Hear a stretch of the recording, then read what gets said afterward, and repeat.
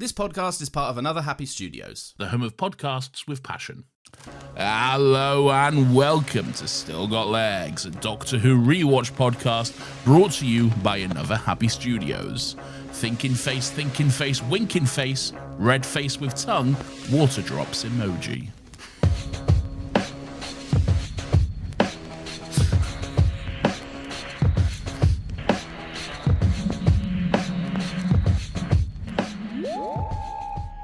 Hello everyone, and welcome to Still Got Legs, the only Doctor Who rewatch podcast in the world.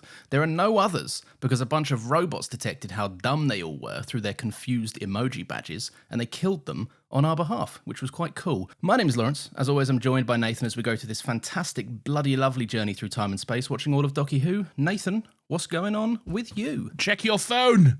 Oh, why? What's happened? Check the last text message I sent you. The last text message you sent me? Yeah. Okay, there was actually a few. The last message you sent me was "what a cunt." All right, I'll get the one before that then. That message was about your infant baby Who delayed us? Who delayed our recording? But the one before that, is the Zoom link to the show. Oh fuck! I meant the one before that. The one before that, Nathan, was in fact thinking face emoji, winking face emoji. What did you call that one? Red face with tongue. Red face with tongue, and then the cum emoji. Water drops emoji, Lawrence, oh, please. Sorry, yes, my mistake. How dare you, quite frankly. See, that was It's a the cum magic trick. It was in your phone all along. It was a No, magic trick. that's not what a magic trick. Boom. Boom.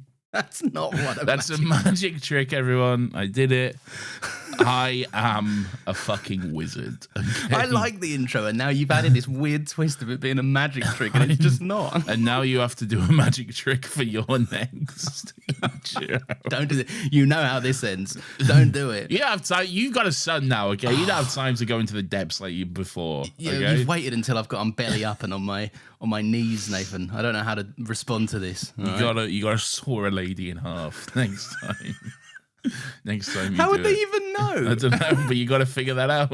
It's a podcast. You gotta figure it out. All right, just know that Nathan said I needed to saw a lady in half for my next week's intro. Yeah. We'll see what happens next week. We'll see. Anywho, what's happening? Not much, man. It's a bit cooler this week, which has made me very happy. It's Monday. Yeah. So yeah, this is late, yeah. Yeah. So no, but I mean, I'm like, there's not much of the week to speak of so far. Oh no, the week just gone then, I mean. And the weekend surrounding it. Yeah. Lawrence, let me tell you, okay. I don't know how on the ball you are this week, okay? But Yeah, I've had sure. like a very busy week/weekend, okay? Okay. And you know how I usually like to watch Doctor Who twice before we talk about Doctor Who on our Doctor Who Rewatch podcast? I do. I know that very, very well. I didn't even get a chance to watch it once, okay? Not fully, anyway, okay? So I've watched the episode, okay? How many years ago, though? No, like today. Okay. I watched it today, but I was also doing other stuff whilst watching the episode, okay? Right, And yeah. not wholly paying... I feel like I was paying more attention to like the first half of the episode, but Yeah. then in the latter half, I kind of trailed off a little bit. You're like, I get this. Yeah. So Yeah. you might have to pick up some of the slack today. And everyone get off my back, all right? Yeah, everyone relax, all right? First and foremost. I'm glad that I didn't do what I was going to do, which was Okay. not make any notes. I'm very glad you didn't do that as well, okay? Because I also did not make any notes. Any notes? Any notes, okay? I was busy, all right? What were you doing? I was editing and doing other stuff as well. Yeah. I know that I'd be lying if I said I hadn't done one too many AHP where I've been editing, watching, every now and again glancing up at the screen going, oh, yeah, I'll write that down. That'll be good to talk about later. Oh, yeah, and it shows for all of them. No, what do you mean? You've admitted to this. No. Nathan, what are we talking about today and who wrote it and all of that stuff? Lawrence, today we're talking about Season 10, Episode 2 of Doctor Who. It is written by Frank Cotterill Boyce, directed by Lawrence Goff, and it is, of course, a smile, which is, fun fact, the longest word in the English language because it contains a mile.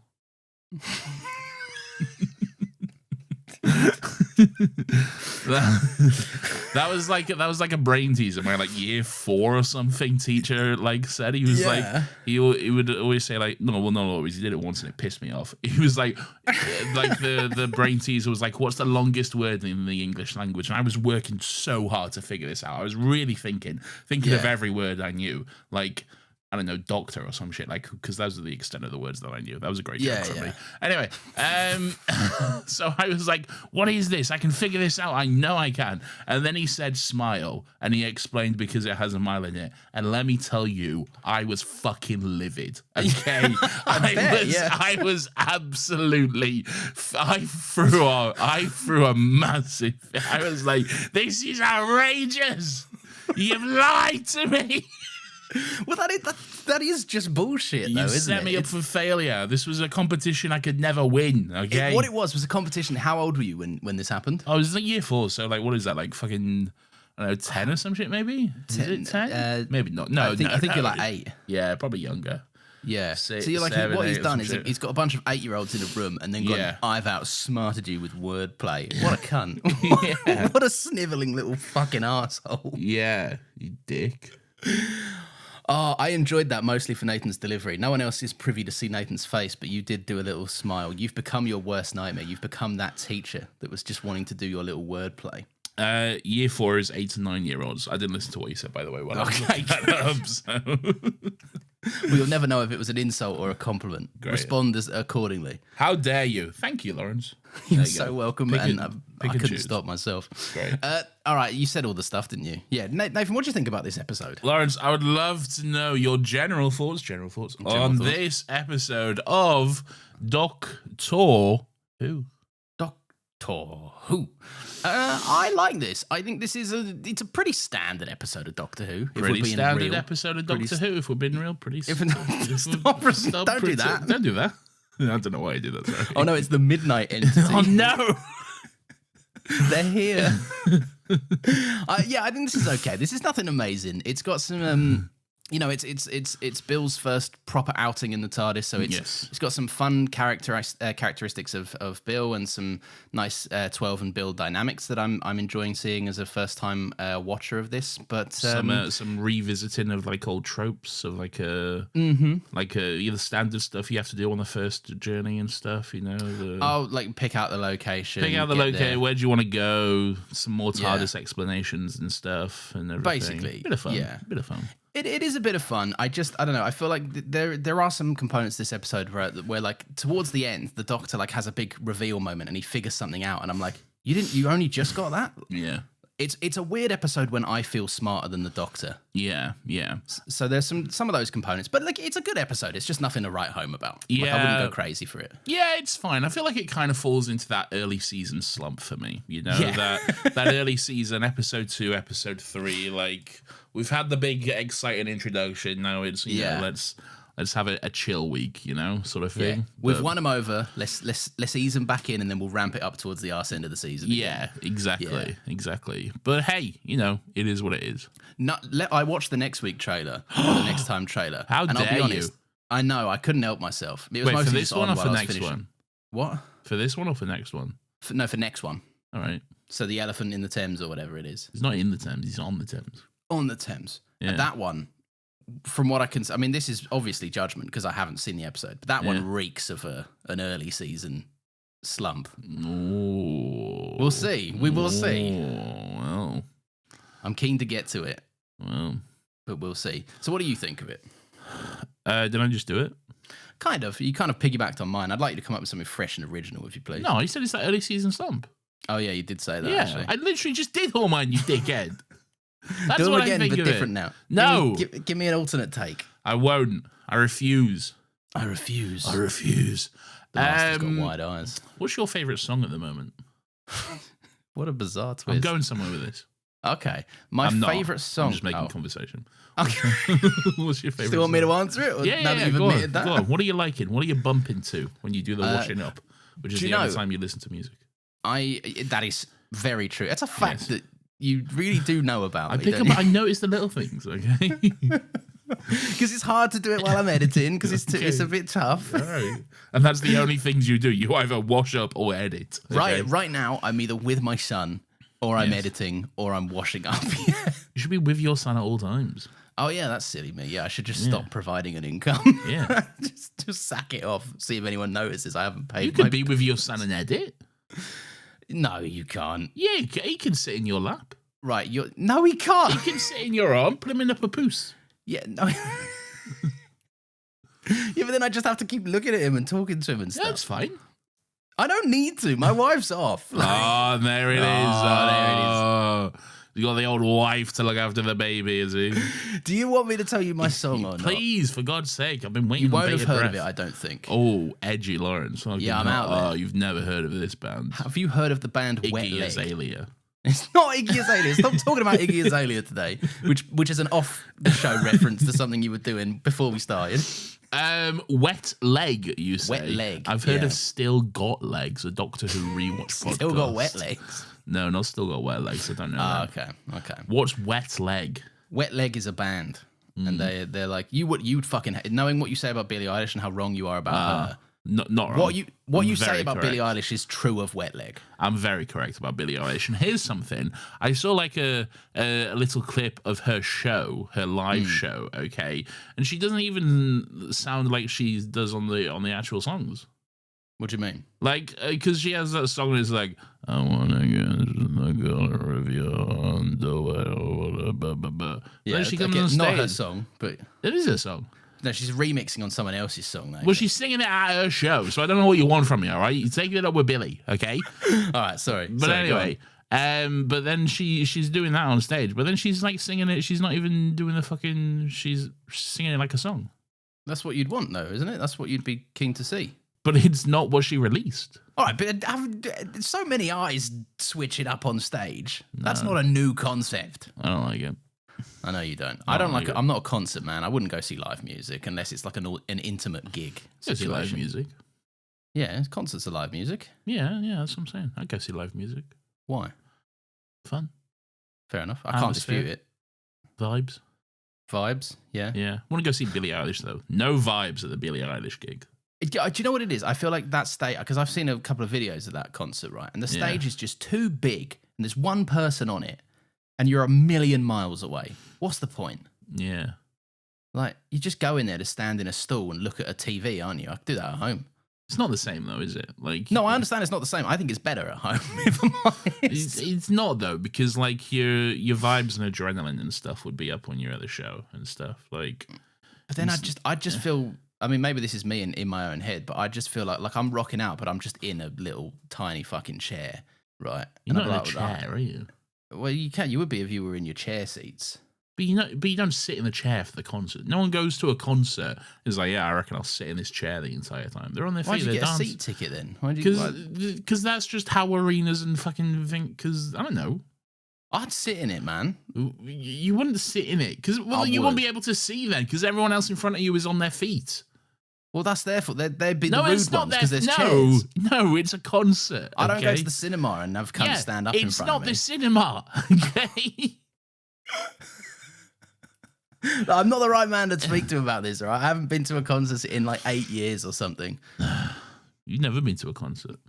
I have. I've actually been to a fucking Enter Shikari concert. Whoa, wait, what the fuck? You have been to an Enter Shikari concert. How did I not know this? What the fuck? This is a law drop 10 years into our friendship. This is when was this? This would have been, I think, about a year before I met you, probably. Oh my god, what? Yeah. You'd have gone here with someone like fucking. Yeah, my ex, yeah. Okay, that makes sense. Okay, They're starting to connect the dots now, right? Yeah. Okay. And full disclosure, cards on the table. I thought it was fucking horrible. I did not have a good time. Enter Shikari is sick. I love Enter Shikari. I bought a beer and someone punched out my hand, and I was like, "What a cunt!" That probably happened at an Enter Shikari gig. Yeah. Did you clap? But then why buy a beer? You don't? Did you clap at the? Sorry, you're not a winner. If I did, that was 10 plus years ago, and I don't remember. Sick. Good on you. I know that I got near the front and then I saw that it was developing into some sort of scene, Nathan, and I left the front. I was like, I'm not getting punched in the face for a band I couldn't give a fuck about. Sorry you're not winning the right song. Is that the one with the clap? I think it is, yeah. Or the Enter Shikari heads let me know, I guess. Was this where you were planning on taking this bit about my favourite song? No, not at all. This got wildly out of fucking... This really got away from me. Anyway. What were you going to say? Why did you want to know my favourite song? Bored, just vibes, you know. Fuck, so bored. We're here to do something. Just wild vibes. That's how we do it. Anyway, Lawrence, what happens? Where do we start? Who do we start with? What do we start in? So we'll start in the TARDIS. I love being inside of the TARDIS. I do too. I'm not often there, mind you, but I do like it when I'm there. Okay. I don't know what you're implying, but okay. No, I'm not implying anything. You were the one that was implying I was implying something. nothing, okay? Yeah, I saw your eyes. You were like, whoa, sex with the TARDIS. No. Don't mind if I do. No, I'm not having you being outrageously horny again this episode, okay? Oh, you got to stop. No, you have to stop, okay? Carry on. People were cross last week. I saw in the Discord. People were like, Lawrence needs to calm down. And I was like, do you know what? Fuck off. You do need to calm down. No, do I want? No, you do need to calm down. I'm going wild. No, don't. I'm going rogue. No, you need to calm down. You need to calm down.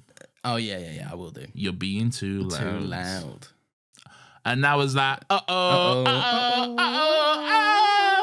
Anyway, that's good stuff for all of us. That is. We've done a lot of music talk this week up top. Welcome to Music Talk with me, Billy Bob Thornton. I don't know why I said that. Right, Nathan. Bill was like, what's all this TARDIS malarkey about, right? There's a little awkwardness in the TARDIS with Bill and 12 because Bill's now an official companion. Is it awkward? As opposed, I don't think it's awkward. No, it's not necessarily like... There's like a, let's test the waters. Let's see what like this dynamic is about because... Bill's last adventure, she was just whisked away and taken on a bunch of stuff, kind of just through necessity and her being around. And now this time the Doctor's like, right, you're a real companion. It's official. She's like, right, let's have a look at this TARDIS. She's doing all sorts of fun things. The seats are too far away. She's getting the hump with that stuff. I like this scene. It's a fun scene. It is fun. I like the thing about the seats. She's asking if there's seat belts and like why the seats are like so far away from the console, which is like... Yeah, it's fun. Doesn't really make sense, but, you know, they're not, like, driving that makes seats, sense. I guess. Does it? Yeah, I think so, because the consoles, that's where you pilot the ship. Like, okay. We've seen the show. We know he stands like a cool guy and pilots the ship. Where do you pilot your car from? The seat. There you go. I guess. Checkmate. And also, no, you don't. Your wife does. Yeah. Okay. Oh, and where's your driver's license, Nathan? Hey! Yes, Uno Reverso, I believe they call that one. How dare you. But yeah, no, this is a fun scene, right? The Doctor has like a really nice explanation of like how it works to pilot the TARDIS because she's like, you don't have a steering wheel. You don't steer the TARDIS. You negotiate with it. I like this. I think this is quite nice. The Doctor says it's kind of like an amalgamation between where you want to go and where the TARDIS thinks you should go. Yeah. And you kind of get like somewhere in the middle of those, which I think is just lovely. Yeah, that's right. Then Matt Lucas shows up to ruin all the fun. He's like, hello, I'm here. Knock, knock, knock. You've got an oath to keep, mister. No going to space for you. So the Doctor's like, oh, well, there's a knock on the door, and Bill's like, who's that? And the Doctor just goes, Mum. Yeah. Under his breath. It is funny that the Doctor is seemingly like, he's got a love-hate relationship with Nardole. Clearly. Yeah. Nardol's like the one kind of like keeping him in line, like making sure he fulfills his oath and sticks to what he is. And the Doctor's like, I know I agreed to do this, but I don't want to do this. You know? I'm trying to have fun. Exactly. I'm trying to have fun with my friends. I do like that he's got the hump a little bit, right? He's because like he's like why? Yeah, it was like, why the fuck is like Mama this like Mama? Yeah, because she do the hump. Oh fuck. And that's my favorite song, everyone. I brought it back. I did it. Congrats, well done. Some Rizzle kicks, aren't they? They're back these days. They've put out a new song recently and a new album. Yeah, I haven't listened to the album. I probably should. It's quite good. I quite liked it. I was vibing to it doing the washing up. There you go. MISSCIGERETTE. Leave me be. Miss Cigarette. That song's about smoking. What do you think is about the Traveller's Chant? You heard that one? I call this the Traveller's Chant, whether you're sitting in London or in your Back of a pants. car. I don't know. Sing, Yeah, it's a maybe good song. me. It's fine. Yeah. What It's other alright. Rizzle Kick songs do you know? That one with Dermot O'Leary. Not Dermot O'Leary. James Corden? No. Mama Do the Hump? No. Not Dermot O'Leary. The guy who's like Dermot O'Leary, but he's not Dermot O'Leary. Ollie Murs? Yes. That's wild that I got that. Yes. Oh, the heart skips a beat. Dun, Yes. dun, Is that even a yeah. Rizzle Kick song? No, it's Yeah, an Ollie Murs song. no, it's an Ollie Murs song. But and Rizzle Kicks are on it. Kicks do a feature on it, don't they? Yeah. They do a verse Yeah. or whatever. There you go. See, I knew what I was talking Yeah. about. That's a good song. I used to bump that in the club and everything, you might say. Who are you on the track when you're bumping that? Yeah. Is Charlie that the XCX. words? There's something about bumping. If it's about cocaine, Charlie XCX did it somehow. What a cool and fun message for everyone. Yeah, do drugs. It's cool. Did she get She's married? going out with. Yeah, I think she's going out with the drummer from 1975. I think. I could be the drummer from 1975. Could you? No. In what world? Because you play the drums. I play the drums. Yeah. So you could be the drummer of any band, then, not specifically just in 1975. I could be the drummer of the Beatles. Do you? No. Oi, Probably not. lads. Fuck Oi, no. lads. Right, we're moving on. Stop. What about my song about the octopus? Oh. And we wonder why these are coming out 3 hours long Yay. these days. Fucking half hour in. Jesus Christ. Lawrence, let's pick up the pace. Come on, man. We don't have All right, time all for right. your silly tangents and riffs about songs. Somehow I do get the vibe that the last half of this episode will fly by. We'll see. You'll be like, are we at the end yet? No, not yet, Nathan. We'll see. Let's wait till I hit that wall. Oh god. So yeah, fucking yeah, Nardol's like, mate, you gotta keep your oath, and the doctor's like, go and boil the kettle, bitch. Yeah. And he's yeah. like, all right, and Bob's like, boil your fucking head while you're at it as well, cunt. Sick of looking at you. I don't think he said any of that. No, he did. I wrote that down. That's I verbatim. don't think he did. I'm looking at the script right now. I can't see those You words. must have a different copy. I do like that he's like, I'm over 2,000 years old. I don't always want to take the stairs. He just wants to take the TARDIS up there. Which is fair enough. I can relate to that. I think he just wants to fly it, doesn't he? He just wants to go somewhere. Well, in the, yeah, in the he's obviously, TARDIS, this bless is him. all an excuse, obviously. Yeah. He's like, yeah, go on, I'll be right up. And then he's flying off away to time and space and shenanigans and stuff. Because, Lawrence, as we know, and as Bill is about to find out, but she already does Yeah. kind of know as well, it's Yeah. a time machine. It is a time machine. It does have the capability to travel in time. Yes. So they can go off and have all these wonderful adventures and then be back before Nardole even gets up the stairs, none the wiser, you know? Yeah. Eagle-eyed viewers will have picked up on this, but maybe Also, the casual fans don't. The doctor says, but something will always go wrong, and then he'll wake, and then he'll turn up 4 years later or some shit. Yeah, and- that happens so much more often happens than More often than not, that is usually the case as to what happens. Oh, we'll just go. It'll be fine. Yeah, I'll Next be thing you know, back in a Rose is- second. Yeah. Then he like turns up, and then Nardo's got a massive long beard or something. It's like, where have you been? It's been 100 years. It's been 4,000 years. It's quite a step up from 100. There's cobwebs and everything, you know? In his beard. Yeah, in his beard. He keeps stuff in there. What's he keeping there? What's Nardole keeping in his beard? His secrets. Anyway, go on. So the doctor's like, listen, fucking, I lied, right? Nardole's gone off to make the kettle like to put the kettle on like a bitch. What's your beef with Nardole, man? Stop calling him a I little don't, bitch. I don't know what I can't pinpoint it yet. I haven't seen enough of him. But nice. there's something about him. I don't like him. All right. Yeah. But the doctor's like, listen, man, between now and that kettle boiling, Yeah. like the entirety of time and space is available. Where do you want to go? Into time. And Bill's like, do you know what? We're off to the future, mate. And I quite like this for Bill. And the doctor's like, why? And Bill goes, to see if it's happy. That is quite cute, actually. Yeah. I quite I like know it's a that. line just to lead into the emoji thing. Emojis. I do love. No, that's not what I was going to say. What would your choice be? Future or past? First trip. Where you going? Oh, do I have to? Does it have to be specific? Because Bill doesn't choose. She just says future or past. Future or past? One or the other. I'd go past. I don't know if I'm ready for the future. Boring. But then what if I get like fucking scurvy or some shit, or I catch cholera or some shit? Yeah, I'm going future every time, mate. Yeah. Oh, I just realized we could just come back to the present and cure cholera on scurvy, couldn't we? Not if you get trapped there. Oh, they're true. Then I just die. Think about you love this especially. Think about if you go like, I don't know, 100 years into the future, and then you just like download all the movies. Oh yeah, but there's something nice about the release. Oh, you're so annoying, man. Only you, Mr. Lover of Movies, okay, would find a fucking problem with being handed all the movies. Because what if I? Because then I'm just so annoying. Because then I'm there like I'd go watch away. I would be able to watch them all, right? And I'd look at them all, and then I'd have to wait for everyone else to catch up. You know how annoying it is when you want to talk to people about stuff and they just haven't seen it. Then give them the fucking USB or whatever. But then I might stop it being made. What if they share it out? If that gets out, world-breaking story. Oh, you... This man, I could watch that movie they're marketing to be Here like, I this is come the movie with you'll never see or whatever. A fun little premise, okay? A fun little premise between friends, and here you are poking holes in it, and like, well, actually, this will be no good because I love movies more than you. I would go and watch a random thing and see what cinemas are like. See if they've made up any new bullshit fucking 4DX Brother, things. cinemas won't be there. Okay, I know. Cinemas will be dead within our lifetime, bro. Oh, that kills me, man. I don't want to grow up and be like talking to my grandkids. Grow up. Like, You don't want to grow up, brother. I got bad news for you.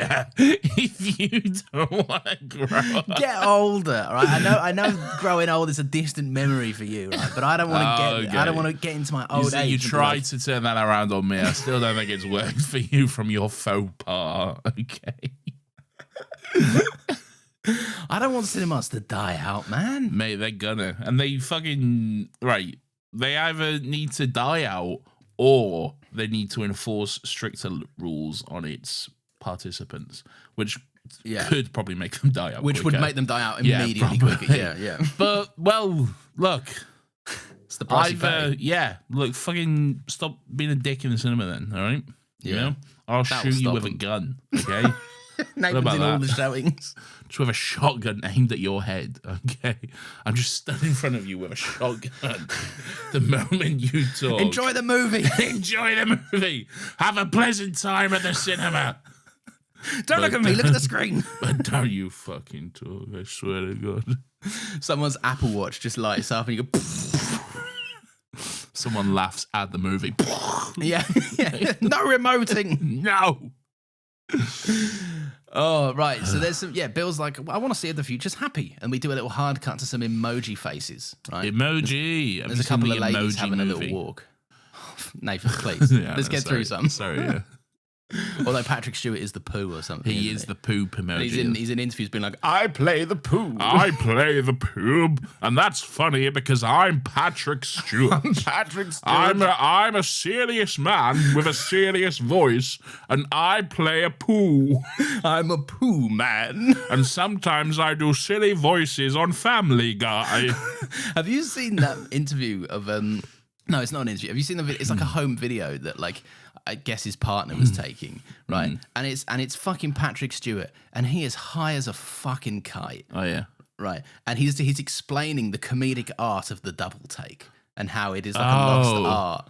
Yeah, and I think I might have. But the line of dialogue he uses to emphasize it is like, if a woman was to pass with a large bottom and you were to follow her with your gaze, you would say, her buns are the best. And it's the best video I've seen because he gets progressively more stoned during it. It's hilarious. Yeah. I think I might have. I'm not sure. Yeah, I lost the crowd on that one. I can feel You it. did. I got bored halfway through. But good on you. By the way, everyone, if you ever end up doing a podcast with Nathan, right, just Which know, you might. If you listen to this, it is entirely possible. You could. It is entirely possible. He might branch out and leave me in the dust. I will. No, you won't. I We've will. got something cooking. We've got a little... Stop this. All right. Anyway, look, there's some ladies are having a walk, and she's like, your mum's dead. Are you not going to finish that thought if you ever do a podcast with Nathan? No, I'm not. You know, go on. I want to know. No, I know it would drive you fucking insane. No, if I I want to know. Go on. Just know it's exceedingly difficult to keep Nathan's attention if he's in a silly mood. It's true. I feel like the same goes Anyway, for you, though. You what? I feel like the same goes for you. Yeah, probably. Yeah. Anyway, these ladies, what's going on? They're having a walk, right? As And one ladies of often do. They do. Sometimes women they're be out for- walking. That's what Women I be always say. walking. You know, one thing about women is they be walking. Ladies be lunching, women Ladies be walking. Ladies be lunching, women be walking. What is this podcast, man? I don't know. Is this enjoyable for anyone? I feel like I say this so often, like because at this point we're half an hour in, and we've newcomers done- must be like, "This isn't Doctor Who." This is inaccessible for newcomers. This is. Should we do like whenever we move on to classic or whatever we end up doing next? Maybe it's one of the spin-offs or whatever. Yeah. Right. Should we just do a hard reset? Go back to being really formal like we were in the first season of this show. Hello and welcome to Still Got Legs, a Doctor Who Rewatch podcast. Today, Today we're discussing An Unearthly Child, a serial adventure from 1963. starring William Hartnell, Starring William Hartnell and some other people whose name other- I don't know. Susan some Foreman. other old, presumably Oh, dead not Susan people. Foreman. Carol Ann Ford. Carol Ann Ford stars in. And the other two are there as well. The other one, who was in The Power of the Doctor, who was a really old man. Ian Chesterton is his character's name. Yep. And the actor's name is certainly something. It escapes us at the moment. It escapes us truly. We just like doing these silly voices, so now we're finding an excuse to continue. I'm drawing a line in the sand. Coming up next week, it's the Daleks. Oh no! Oh no! Emerge Doctor, from look behind out. your sofa, kids. Careful, Doctor. That Dalek will get you. He's all right.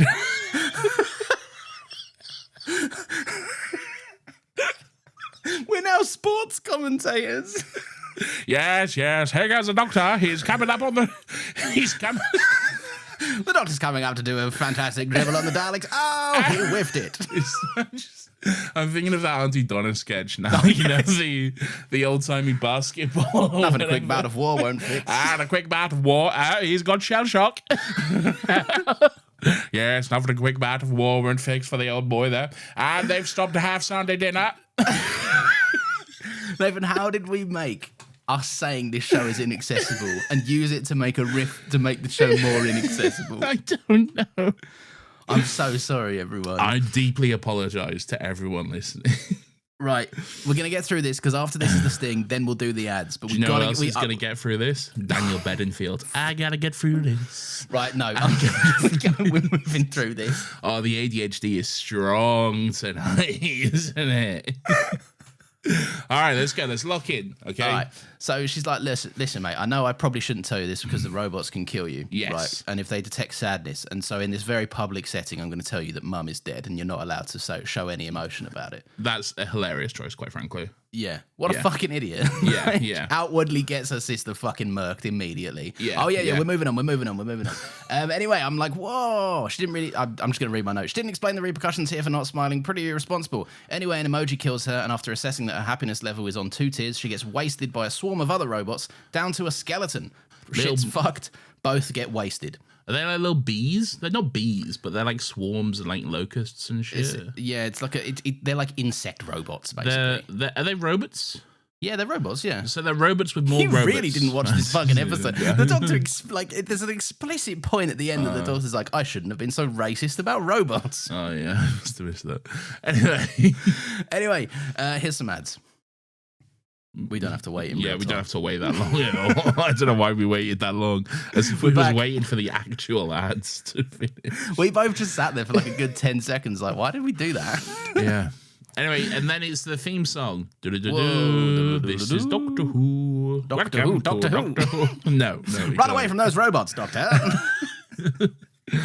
I'll tell you what, here's a little fun fact I have for you. So, the majority of this episode was filmed at, I believe it's called the Valencia Arts Centre in Spain. It's a real place, this is. It's a real place. There's white buildings and everything like that. It's in Spain. And do you know where else you would have seen this recently? Go on. Andor. And yes. it has Andor vibes. Yes. It's the location of the Imperial Senate. That's the one. For Andor, yeah. Where Cassian was saving Mothma and all that stuff. Who do you think used it better? Well, look, in terms of quality of storytelling and everything else, using it better is different than quality of storytelling. So yeah, it's true. Take a Who. hard stance on 2 shows that you very much enjoy. No, I won't. I refuse. Actually, Okay. Yeah. Nathan, I'm having a Pepsi Max caffeine-free tonight.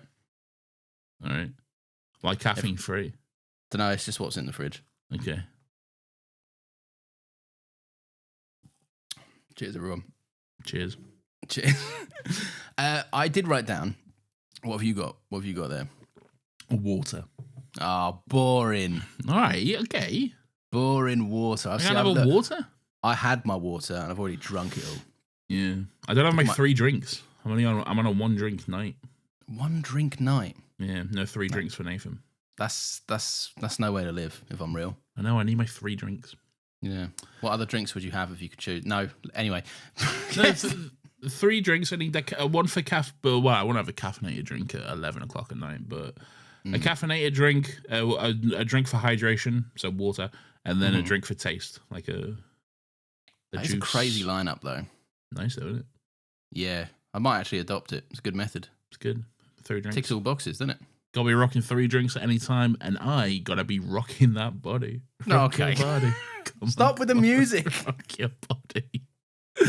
There is a nice visual of the TARDIS like half submerged in a nice wheat field when they land. I thought it was quite pretty. Yeah. Interesting. You might have seen it if you were looking at the show. Yeah, I might have, yeah. Where have I seen wheat fields recently? Theresa May, she runs through them. No, that was like 2017 or something. Also in Andor, there's another wheat field. Might have even been the same wheat field. Oh, it might be the one from Andor, actually, now that I'm thinking about it. It's not. It won't be the same wheat field from Andor, no. Well, you never know. I do know. Might be the same wheat. Might be the very same wheat, Nathan. It's not the same. Some 10 years Clarkson's later. Farm. One of my Clarkson's Farm, that's why, yeah. Oh, yeah. If you want to hear us talk about Clarkson's Farm, sub over to the Patreon. It'll cost you £5 whole. Yeah. And probably a bit more because of like taxes and shit, but we don't say that. Well, that's between you and your man. That's between you and your Patreon gods, which are us. Anyway, go on. What's next? So Bill's, she's like, why is it a phone box, right? And the doctor's being all coy about it. He's like, oh, fine, no, shut up. Like a And fish. Like a fish. A koi fish. He's on about fish a lot this episode, isn't he? Does he mention fish at all? Yeah, the fucking... I was just doing a fun little pun because you said he's koi, and I was been like a fish, a koi fish. No, he brings up the magic haddock a bunch of times, doesn't he? Maybe. I need you to watch these in the future. I'm it's not a lot to ask. I did watch it. To be fair, the magic haddock stuff is a lot towards the end. All right, yeah. There's little robots. I'll tell you what, I quite enjoy the design of the robots. Okay. Yeah, they're quite cool. Yeah, they got little emojis. All right. Yeah. And then also they got they got little bellies for some reason. They do. They have little pot bellies. They don't have little fat bellies on them. They're kind of reminiscent of the Alan not Two Dick. Who's the other Alan? The depressed one from Hitchhiker's Guide to the Galaxy. Yes. Yeah. The kind Alan Rickman. Alan Rickman. I'm a dead robot. I'm dead, and I'm Alan Rickman. I'm Alan Rickman. And I'm a dead robot. I was going to say I played Loki in the Avengers. That wasn't true at all. That wasn't true. No. I was not Tom Loki in the Hiddleston. Avengers. That was Tom Hiddleston. I was dead because I'm Alan Rickman. When the Avengers... I wasn't dead when the Avengers came out, mind you, but I'm dead now. I know my impression's not good, but yours is really not good. I'm not allowed to lock in because I would lock in with Harry Potter phrases, but that's banned. Have you seen... All right, we don't talk about Harry Potter, okay? For obvious reasons, okay? But have you seen the picture of the Harry Potter kid that they released? Yeah, why bother? Oh, I thought one of the worst things about the original movies is that his scar is so fucking pathetic, okay? Yeah. It's like literally just a little line drawn on his face, okay? And it gets progressively smaller throughout the movie. Exactly. And you have the chance to go back and like make it look actually visually interesting. A lightning bolt scar, okay? And they just went, what if we just drew another little line on his face? Just a little one. What fucking boring, man. Why are they doing the exact same fucking shit again? Have you seen Nick Frost as Hagrid, that picture? It just looks like Hagrid, doesn't it? Yeah, but I've seen people say to it, it's Hagrid on Ozempic. Great. Anyway, I'm sure it won't get cancelled after 2 seasons. Yeah. Oh, I'm sure it'll be great. What a fucking... Why bother, man? I don't get it. You know, We've said this before, because you're just going to piss off the people that like it, and young people aren't watching it. I think the audience will mostly be 30-plus-year-olds desperate on nostalgia bait, and Yeah, but then they'll be like, "This isn't like it was," and then they'll stop. yeah, true. I think it'll be cancelled after 2 or 3 seasons, probably. Yeah, it's such a letdown. But hey ho. Hey ho! I have a morbid curiosity, but I'm not paying any money towards that whatsoever. I'm not watching it. Yeah, not going to refuse. encourage that behaviour. If I'm real, even though Mark Mylard's directing it, and I like Mark Mylard, Who's Mark Mylard? he did a lot of Succession. A lot of Succession. Well, now he's a bad person. Yeah, I know. Mark, There you go. why do all my goats fail me in the end? I don't know. Anyway, oh fuck me, there's a lot of nonsense in this episode, isn't there? Speaking of nonsense. No. Right. I'll tell you what, we're going to touch back in with Nathan in a minute. I'm going to read some notes. All right, should I just turn off my mic for a little bit? I'll tell you what, I'll have 5 minutes, everyone. I'm going to make some progress. All right, I'll have 5 minutes to myself. Are we doing this? Yeah, go on. All right, so can you still hear me? You can still hear me, right? Okay. So Bill, the doctor's like, Bill, this is the Earth's first colonies. You're doing well. You're doing really good, mate. Thanks, man. Cheers. Are you unmuted or are you? Yeah, I'm unmuted. Yeah. Okay. So yeah, the doctor's like, mate, right? The Earthlings, they're spreading about the stars, right? I've met a few of them, but these ones seemingly have cracked the code to constant happiness. And Bill's like, "What, mate? I don't care about any of that." Bill keeps interjecting. She's like, "Why?" She's like, "Why can't you leave the planet?" And he explains, "A long time ago, some shit happened." He's really vague about it. Long story short, I made a promise, I made a vow not to leave the planet because I got to guard this vault. Yes. And then Bill's like, "But what happens if you're going to get like lost or fucking stuck or anything? What if anything goes wrong and you're stuck off world?" And the doctor's like, "Well, that's not going to happen. And if it does, I don't want to think about it because that's scary," which I just thought was quite funny. That is quite funny, and it's pretty reasonable as well. You know, It's a reasonable ask from Bill as well. Like, I might die here. That sucks. Doctor's very much like, well, just problem avoidance. Just don't think about it. That's very much me. Like, if there's something looming over me, which I know is going to be an issue and is not when or if or like it is going to cause problems, I'm just like, I just want to think about that. You know? Yeah, don't worry about that one. I'll just ignore that one. Yeah, that's fine. I've had like I've done that before, right? And I've gotten out of the habit since working for myself because you just can't be in that habit when you work for yourself. Yeah. Where like a letter from HMRC has arrived and it's like, you underpaid some tax, and I'm like, what if I didn't? I didn't see this letter. Yeah, and then I just was like, I'm going to ignore that one. And it wasn't even by much. It was like about £100, but I think I was at uni at the time and I was like, I can't afford that. No, this will be fine. The government will be cool and understanding. Yeah, they always are. They're often very chill about that kind of stuff. Why can't I use some of their billions that they make all the time? Yeah. Yeah. Why can't they use some of the king's billions? Yeah. That aren't necessary. Mm, Fucking hell. And he's a pedo as well. probably. Yeah. He's your mate from Challenges. Yeah, I guess he is actually. Yeah, my mate from Josh O'Connor, famous actor that I know really well in real life. Yeah. So the doctor's right. He's pretty chuffed, right? He's like, the cure for happiness. That sounds fun, right? What is the face? No. I can see you want to interject with something. What is it? It's just anytime you mention, for some reason, I don't know, my brain is so music pill today. So anytime you say something, my brain is just going, that's a song. I can make a joke there, but I'm trying really hard not to. Okay. You said chuffed. Okay. So, okay. Yes. Yeah. I tell you what, it would be fun if you wrote them all down, and at the end, we can go through them. I might do that actually. Yeah, we can go through them, and then you can. That way, you can get them out, but you won't delay everyone listening. Everyone listening is going to be screaming at you otherwise the whole episode. Okay. How's that sound? Yes, come on. I like that. All right.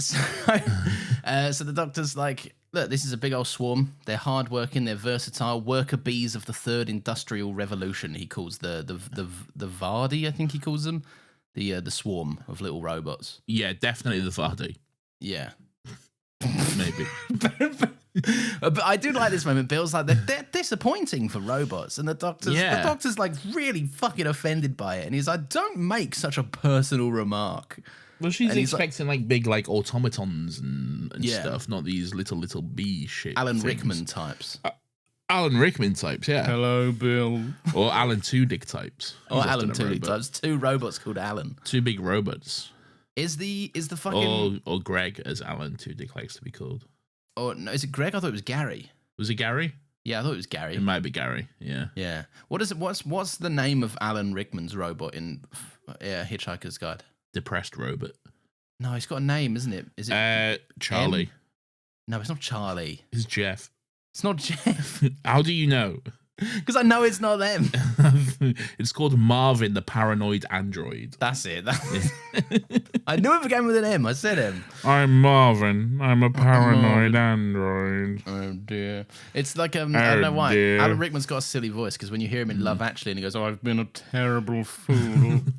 at the end." Emma Thompson, I've been such a terrible fool.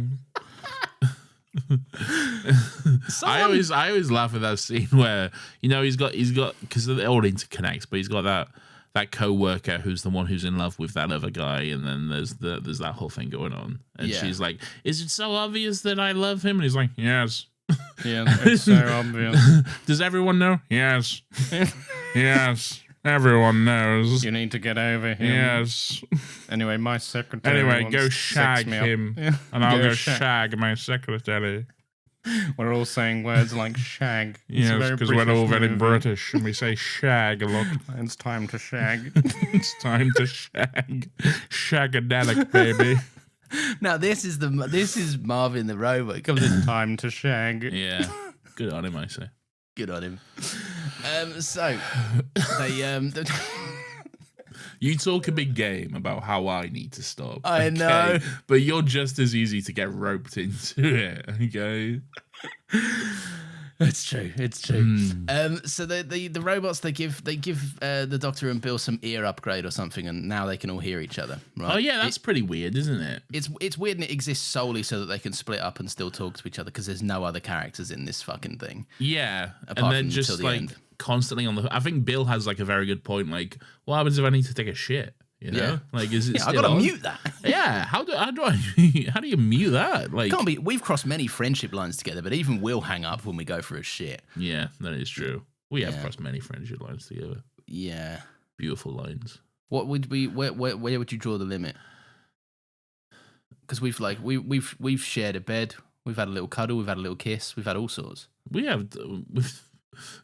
Okay, we've not had all sorts. Okay, We've had all sorts. I think the line is pretty much drawn that what you mentioned there. Okay.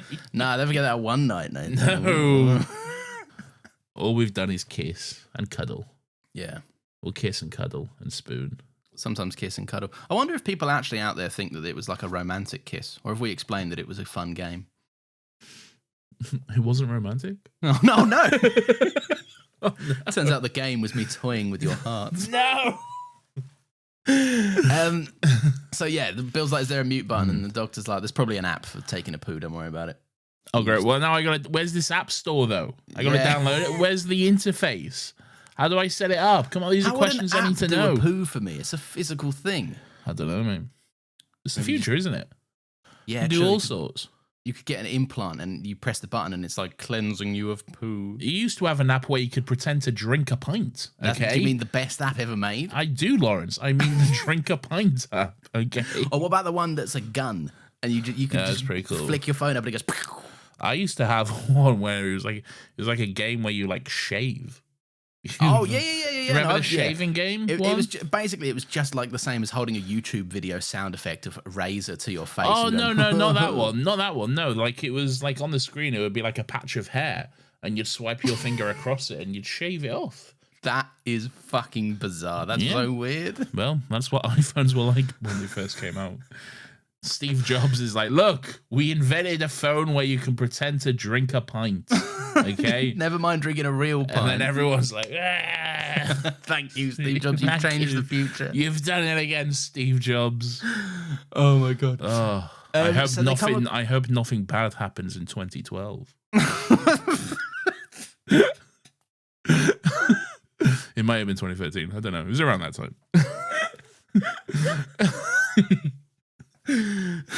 Who is this? Who's this character? don't know. This weird wizard that follows him around, It's me. naysaying his death. The Time Wizard.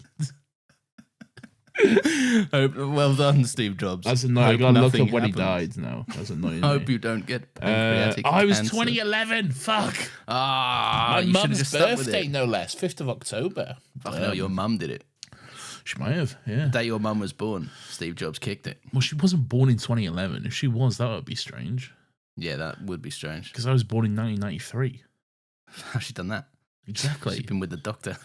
No. I'm travelling and all sorts. Mum. Right. We need to do another one of them things. Yeah, when we get need to through lock with it. in. We're at 53 minutes, guys. Okay? Fuck me. Yeah. Right, so Bill sees one of the emoji robots and she's like, these ones look cooler than the other ones, right? It speaks emoji.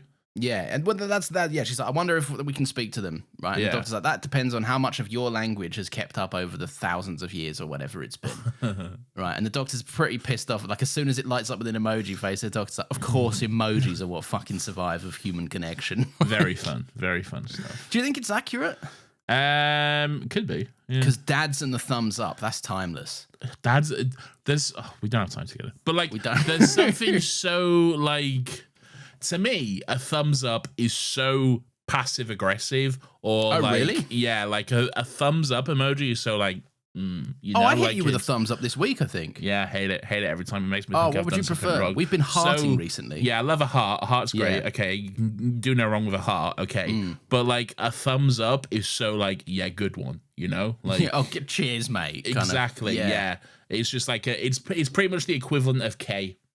You know, Yeah, like I saw that. Good. yeah. Yeah. It's It's like, so yeah, you're just- right. It does have a tone to it, doesn't it? And people don't mean it like that. But like my No. dad will, I'll be talking to my dad. I could say like, "Hey, Dad, love you" or whatever, and he'll just send a thumbs up emoji. Like, All right, that's pretty cold from your dad. But he's a dad. That's what they do. he's a cold dad. It's probably the other way around, to be honest. I'm mean Yeah. to my dad. I bully my dad everywhere. You'd send your dad a thumbs up and he'd be like, I love you, Nathan. And then I'm I'd so say- proud of you. And then I'd say, "Fuck off, Dad. You don't talk like that." Okay. Yeah, no, I do. I'm your dad. So time for some little cubes, Nathan. What do you know about having a little cube on a plate that's All right. flavored algae? Ah, fuck! I was gonna say it's algae to prove that I did watch it. Okay. But now, you don't know. I don't know. Prove something else. What else did you notice? It's blue. Yeah, it is blue. The Doctor has 2 and Bill has 1, and Yes. it's sexism because he has 2 hearts. It is. and then It's it's not registered. It's registered him as 2 life forms. Yeah. And Bill's like, "This is sexist. I want 2 blue algae little cubes." I've just found my weirdo. Not going to elaborate on it now, but I've just found out who it is. You didn't already have one? No, I did have one. It was going to be Alright. the kid who was bad at acting. All right, sick. But it's not him anymore because that's mean. So I'll just say it here instead. All right, great. Okay. I don't know who this kid is, but all right.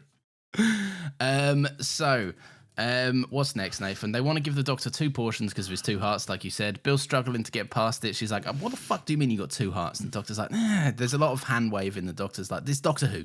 Yeah. You get it. You watch the show Doctor Who, Bill. All right. Yeah, you should have caught up Watch with Doctor 9 Who. seasons of Doctor Who. Okay. Yeah. And then we'll be caught up. All right. Yeah. And Bill, I do like the logic of Bill because she does immediately, like, one of her first questions about the hearts thing. Like, Yeah. And it's kind of how her mind worked earlier with, like, the seats are too far away from the fucking steering wheel and the console. Like, this is weird. Yeah. Yeah. Right. And she goes, like, fucking, how high is your blood pressure? And the doctor's like, yeah, it's a problem. That's quite fun. I like that. Yeah, I like it too. It's kind of what we were saying the other week about, like, it's just finding new fun ways to introduce stuff that we've heard time and time again. Yeah, Like, definitely. Yeah. Keeping it fresh, yeah. All right. So the robot gives them these little emoji badges as well, Yeah. but they can't see them. They can't see their own moods because that could affect your mood. So Yes, yeah, they're Yeah. like, if you, they even though they try and pin it on, it like goes to their back or something. it's really double quickly. sided or some shit. I don't know. Yeah. Yeah. Yeah, which is, I like that. I don't hate that. I think it's pretty cool. It's fun. It makes for fun cutaways throughout the episode where, like, it lets you in on what the Doctor's actually thinking about something. I like it when you see a little robot and he's got a little puzzled face on him. He's like, What's going on here? What's going on here? Something sus. Something suspicious is going It should on. play the Amogus sound effect. Dun, dun, dun, dun, dun, dun, dun. That one. What was that? That sounded like the EastEnders The- theme tune. No, it didn't.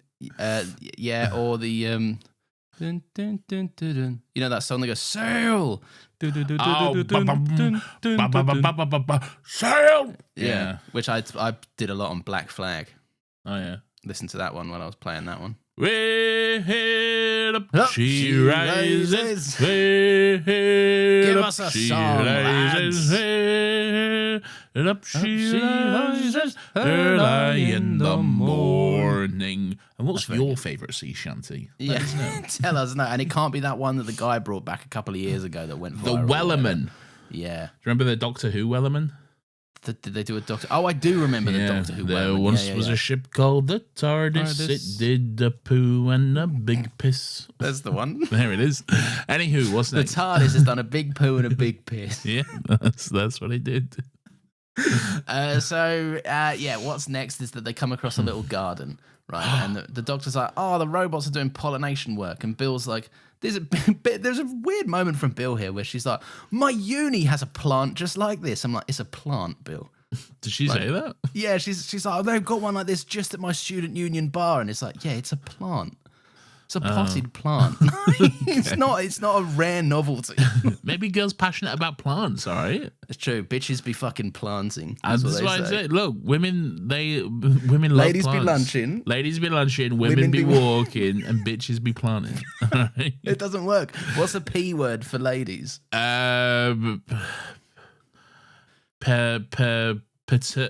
Paternal's father, isn't it? Yeah. Petunia. Aunt Petunia. No, that's the, Harry Potter. That's the bad thing. Yeah. Petunias be planting. that's because that's flowers. Petunia isn't Petunia a plant? It's also a name for a lady. No, it's not. It no is. one's ever said like, "Oh, a group of petunias over there." Oh. But it is a name for a lady, though. Oh, it's a name for one lady, so only Petunia can It's be a lady's planting. name. So you're in the same way like you can say a bunch of Sharons, you know? Yeah, that's true. And people say Karens a lot. Exactly. That's a different Yeah. thing. That's different connotations. Yeah, that does actually. Negative connotations. Negative connotations. Yeah, we want to steer away from this naming groups of women. Feels like we're leaning into sexist territory anyway. And let's do that. Yeah, come on then. Let's hard pivot to the right immediately. Yeah, an hour in, time for a bit of fucking sexism. Why Time not? for a bit. So my hero, Joe Rogan. Oh, yeah, and mine. Yes. Anyway, Lawrence, I'd love for you to tell me what happened next on Doctor Who, my favourite show, which I have seen. Well, what happens next is we do some more ads, if you can believe it. I'd love that. I love money. We're back from gaining all that money. I cannot believe we have progressed maybe 4 notes since the last ads that we did. That's amazing. It's really bad. That's such good news. So There's a garden. Bill's excited to see a plant, okay? Yes. And then the Doctor discovers a bunch of skulls, basically. Yeah, long short, they're pollinating with dead cunts, basically. Yeah, there's a whole bunch of skulls in there. Isn't this the scene like Bill's quite optimistic and hopeful and stuff? Yeah. And she's like, "Oh, this is all great. Like humans in the future, we're doing planning. This is great." And the Doctor's like, something's off. He notices something's off. There's something not quite right. Yeah. And then he puts his finger on it and he discovers a little like drawer full of skulls and shit. You know? Yeah, it's like a compost bin, and he's like, Yes. what's coming out from all of this?" And he kicks it, and it's just a bunch of harvested fucking bodies. The basically. fertilizer is humans, basically. Yeah. They used it to fertilize the thing. So Which that's is pretty fucked. Yeah. I do like the in the conversation. It is fun. You get to see those badges in effect because the doctor can often be weird and vague in conversations, like not really Yes. giving away what he thinks. But when he turns his back on Bill and it comes up with like an idea face or whatever, Bill's like, "You're thinking," and the Doctor's like, "Oh fuck, now I have to tell you." Like, Yeah. it is quite a fun narrative device to keep them two kind of interacting normally, because there's a lot of moments in this episode where the Doctor's like, go and wait into the TARDIS, go and do, like, he doesn't want to put anyone else in danger. Yeah. And Bill kind of keeps forcing herself into the scenario by catching onto these little subtle cues. I think that's a good narrative point for the story.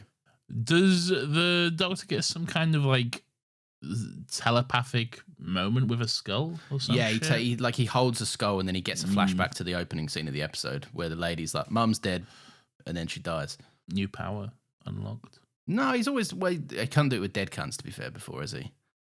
He always touches people's. Matt Smith does the headbutt, 10 does the finger press to the head. People are very much alive, and that's different to this. This is a Force echo from Jedi Fallen Order. Okay? It is actually, yeah, that's This is true. 100% a Force echo.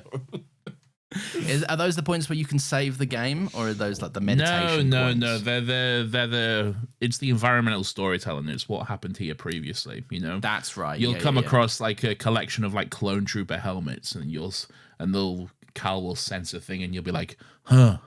BD1, this is where fucking shit This is happened. where this happens. Yeah. This is where I was the Joker that one time. You know? No, he was the. Do you know Yeah. what? He was 3 Jokers, and he was 1 good one and 2 bad ones. He was 3 Jokers. You have not. I watched the last season of Gotham, and boy, it was a ride, brother. I watched like 2 episodes of Gotham, and I was like, "This is arse." And turned it Yeah, you off. got out like in the nick of time. Don't get me Yeah. wrong. I stayed for a bit too. I stayed to like watch 2 seasons. Then when the last season came out, I was like, did they do the Batman thing? They did. It was awful. Genuinely horrendous. Good on them. Good on him. But yeah, he ends up playing 3 Jokers because he died. Then they were like, why did we kill him? Then he's got a twin brother or some shit. So Good on him. Good. Yeah. Good for them doing 3 Yeah. Jokers. 3 Jokers. 1 good one. Still hold that. I still think Cameron Monaghan's a good Joker. Good Cal Kestis. Good Cal Kestis. Cal Kettlefish. What's his name? No, it's Cal Kestis. So basically the doctor finds the big compost bin of skulls, and an emoji robot comes in and is like, what's going on in here then? Emoji bot. Yeah. Yeah. And the He's like, doctor's like, is there shenanigans going on here? What's going on? I've given him the voice of thingy now, Matt Berry. Matt Berry. Yeah. What's this? What's going on here? Doctor? Doctor, what are you doing with those skulls? So yeah, the Matt Berry robots, they come in, and the doctor's like he dips and Bill dips. Yeah. Right? And then there is a fun little scene where they're just not chasing him.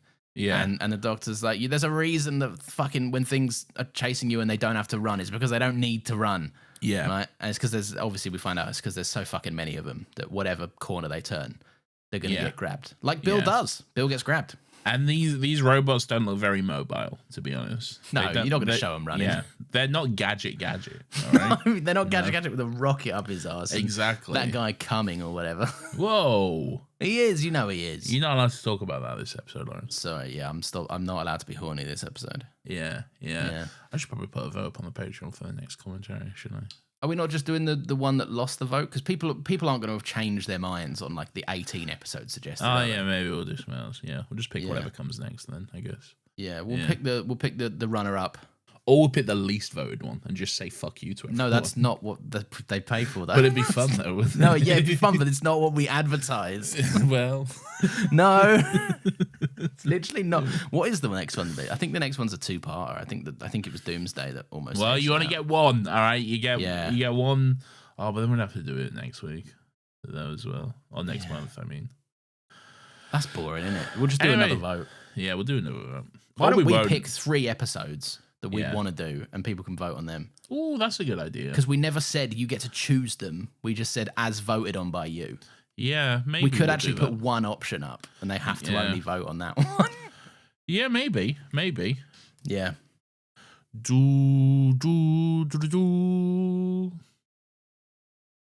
I'm Good. just singing it. Yeah.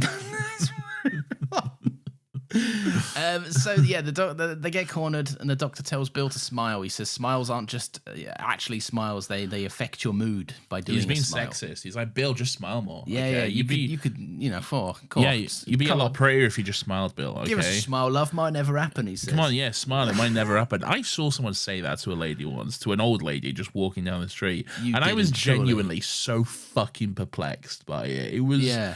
it was just this guy just walking past an old lady, and he just went to her, "Come on, smile, love. It might never happen." And she just looked at him like, "What the fuck are you talking about?" And he just carried on. Not a fucking care in the world. Not a clue. Okay.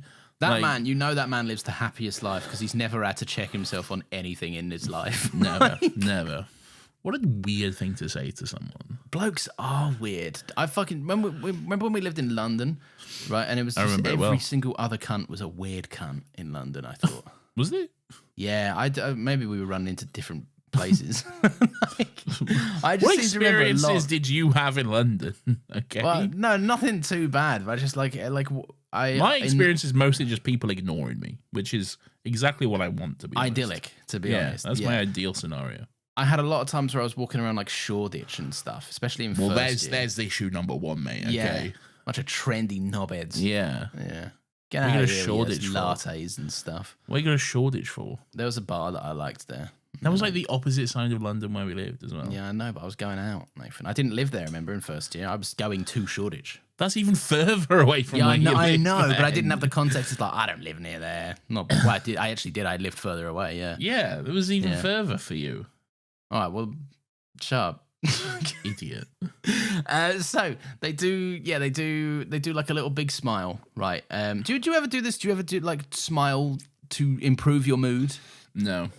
I do. I find it works. I've worked at a lot of call centers, okay? And they often say smile while you dial, okay? Because it's supposed to like if you sound happier on the phone, it comes across and stuff and is more likely to get a customer on board with you. Fuck off. So yeah, smile while you dial. I'll do it for me. I'm not doing it for a fucking job. That's ridiculous. No, yeah, it's stupid. They don't pay you to fucking smile. They pay you to make the call. Smile while you do. That's actually aggravating. It wasn't a rule that's enforced. Like, How could they? yeah. It's the cheek of them to ask. It was just fuck like off. a silly little thing to say. You're getting very worked up about that. I don't like it. Someone told you to do that, Nathan. I'm going to find They out who it wasn't was. telling me to do it. It was just a thing they said, you know. No one's saying, you must smile while you Nathan will dial. smile when he deems it appropriate. Okay, Right? Nathan's it's true. old boss. Yeah. Give me their number. All right. I'll frown before I die. Crown. Yeah. Ugh. Crown. Anyway. Yeah, yeah, actually. So they get cornered. The doctor's like, fucking come on, love. Might never happen. Do a smile. And they like basically usher around the sides of them. They're like, we're just going to keep smiling. And then they get round the side of them. Yeah. And then basically they get chased by a little swarm. They sprint to the TARDIS. And the doctor thinks, you know, once they're out the city, the robot's going to be like, whatever, not our fucking problem to deal with anymore. Don't care. They're out of the city. Yeah. Bill's like, right, time to go home then. And the doctor's like, I think this is a great scene because the doctor's like, why the fuck would I be going home? Like, I've got to blow the fucking city up. What? He's Like- got to blow it up? Yeah, because there's you did not watch that. I really should have watched this. The doctor's like, I need to I blow was this doing city up. work. I was very busy. I'm sorry. Okay. We got an extra day as well. I know, but I've been so busy. Okay.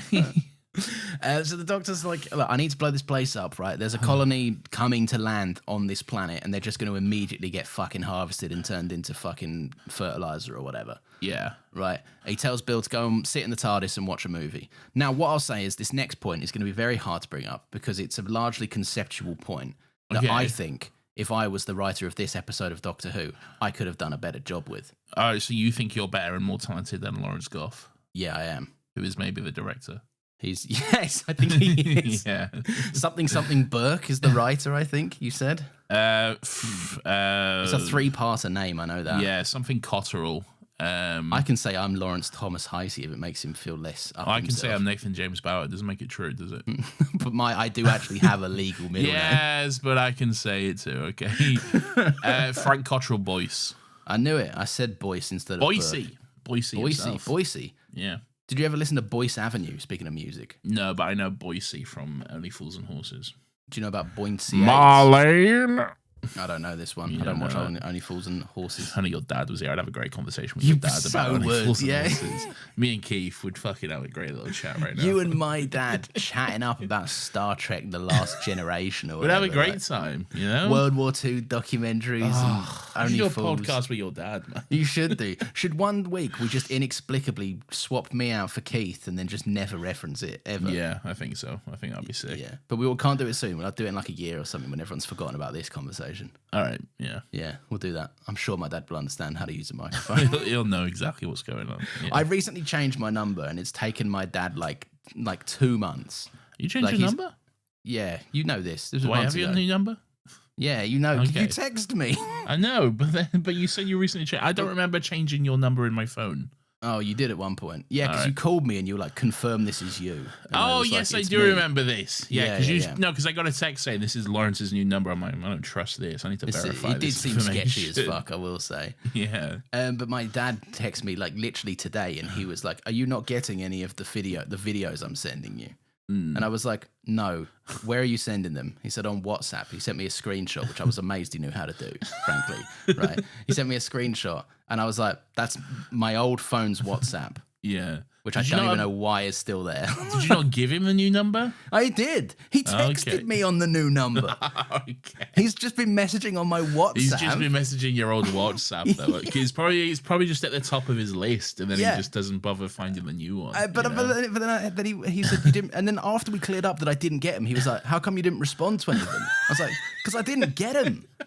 And then after that, he went, "Well, what is your new number?" I went, "You're using it. We're talking now." I went, "Click on my name." Right, and I literally started typing this message. I was like, right, you click on my name, you go down to the number, you click copy. Don't hit it too hard because then it will just call me. You don't need to call me, just copy the number. Then I thought, you know what? Here's my number. I'm just texting it to you, even though you know it, and you have it, and it's clearly saved. Yeah. And he's probably got like Lawrence New, Lawrence Old, Mobile. Lawrence Mobile, Lawrence Home, like 7 different Lawrences in his phone, like numbers from like 10 years ago, which you haven't My used. first ever fucking mobile would be like Lawrence Sim or something like fucking ridiculous. Oh, classic Keith. We love him. Classic Keith. Good on him. Yeah, so I'm not sure he'll ever figure out how to use a Zoom link to get on one of these. If I'm honest, We'll figure out. We'll get him out. We'll remote in. We'll do the IT thing where we log into his laptop for him. Yeah, exactly. You just sit back, Keith. We got this. We got this sorted for you. So yeah, the doctor's like, all "I'm right. gonna blow So up some this stuff town." happens. All right, and then it's the end of the episode. No, no. This is the part I think I could do better. All right. Okay. Here we go. I want to know this then. So what happens? So there's a grand build-up moment, right? Yeah. Right. Where Bill specifically says, like, no, we need to go. And the doctor's like, I can't go. People are going to land here. They're going to die unless I fix it. Yes. Right? I'm running off. You go in the TARDIS. You wait. And she says, is there not someone we can call, like a policeman or something? He's the policeman. But he doesn't respond. Yeah. Right? He continues running away. She goes, isn't there someone we can call, like a policeman? In the background, out of focus, the police box is visible with the TARDIS. Right? Okay. I thought this is such an obvious... She's going to turn around. She asked him about the police box at the start of the episode. Yeah. I thought there is no way in hell she doesn't turn around. The police box comes into focus and she's like, and has a moment to herself, right?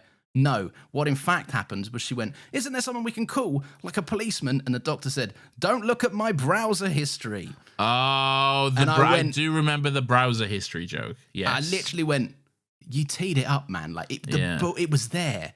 Yeah. And they go around, they do reference it, they do say about it, and then Bill explains it again later on. And by this point, you're beaten over the head so hard with it. I'm like, I get on with it. I get it. But they need to do the browser history joke though, Lawrence. But they didn't. It was going to be such a nice moment. But the browser history joke. Oh yeah, well, more for me, I guess, for not including it. If you did it your way, where else would you put in the browser history joke? I don't know, anywhere else. It didn't even fit here. It was the right place for it. Okay? Oh yes. We need to know that the doctor's looking at porn, maybe. Okay. The doctor's jacking it. Well, he's had a long time without his wife, hasn't he? Yeah. Yeah. Because she's dead.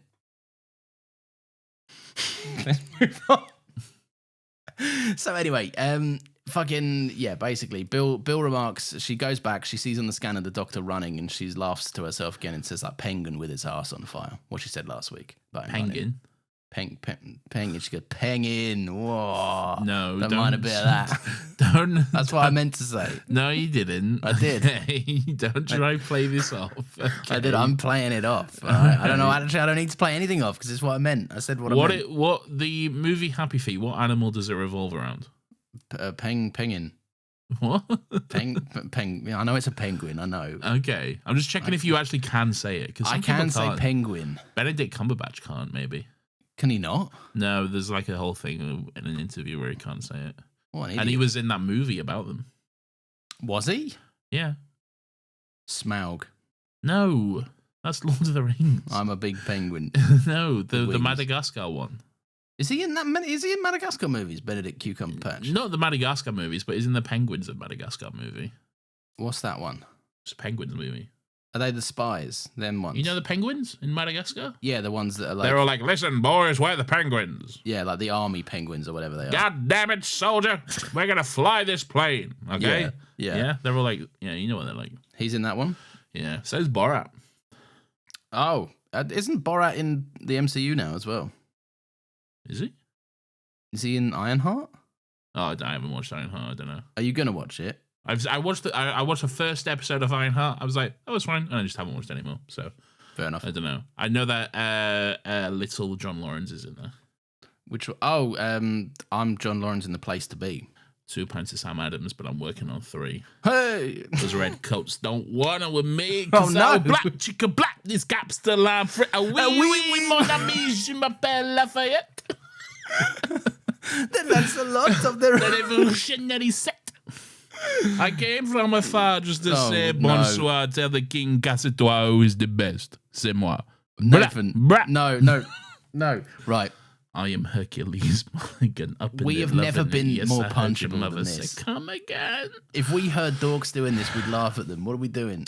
Dogs. It's very cool that I am rapping Hamilton. Okay. Very, very cool. It's very, very cool. Okay.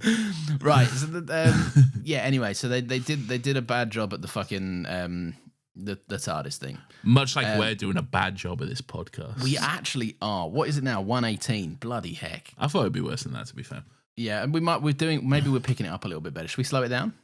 Yeah. No.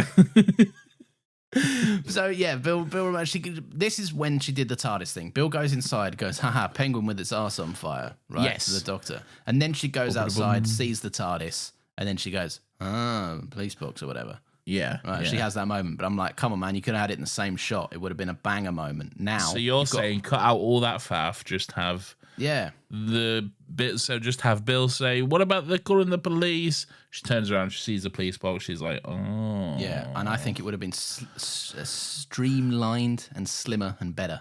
I think you need to get over this. I will get over it.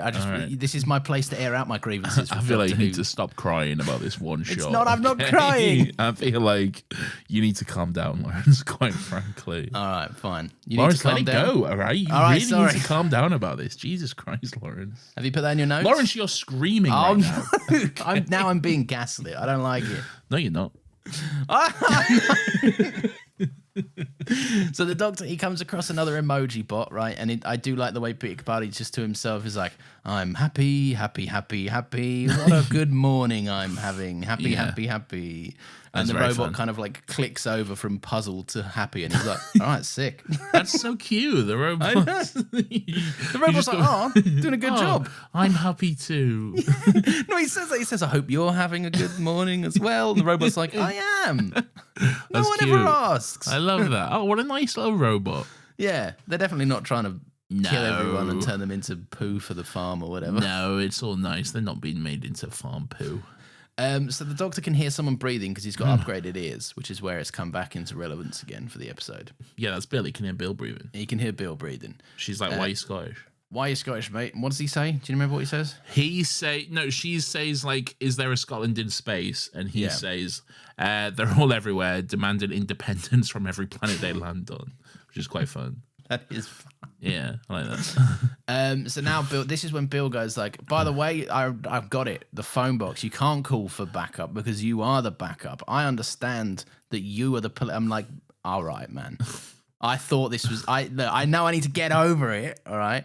But like You're I still clocked on this this, 5 my guy. minutes ago. Then you made the point late and now you're explaining the point. I'm like, I get it, brother. It's for the kids. Please. It's for the kids. I know, but fuck them kids, all right? I'm watching these. They should get it to me and me alone. They should do, I think. That's what A Sarah man in did. his late 20s. You better take your young ass back to the Sarah Jane adventures. All right? This is where the grown-ups come to watch TV. My dad's watching Torchwood. We're watching Doctor Who, and our kids are gonna watch fucking Sarah Jane.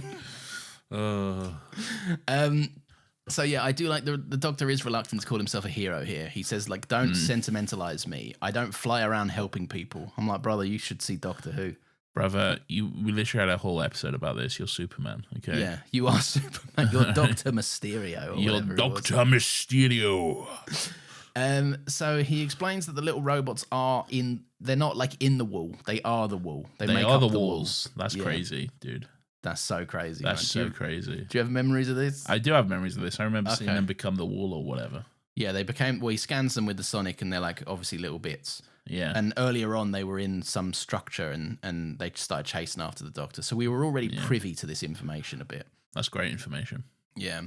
But yeah, so I do the Bill's like, you're an awesome tutor or whatever. And the Doctor's solution is like, the obvious solution now is that we go and find a real wool and we figure this one out. And Bill's like, okay. What? They go. Bill's like, you're an awesome tutor. And he's like, I know. And then he goes, let's go find a real wool now that we've seen all these fake wools. And that will get us to the bottom of this. I don't know if you're doing a good job of explaining this. I'm doing a good job explaining it, but what's happened here is you don't remember it, so you're confused. But then surely that's why I need you to do a good job too. No, if you haven't listened to this, what are you doing? If you haven't watched the episode, why are you here? I think there'll be a lot of people who haven't watched this episode. This cannot provide any value to anyone's life that hasn't recently watched this episode, surely. I think there's quite a few people who listen to this podcast without actually watching the show. Really? Yeah, of course there will be. There will be some people like that. Oh, then again, yeah, I listen to a lot of podcasts where I haven't watched the movie that they're talking about. But Yeah, I'll exactly. listen to that, yeah. Yeah.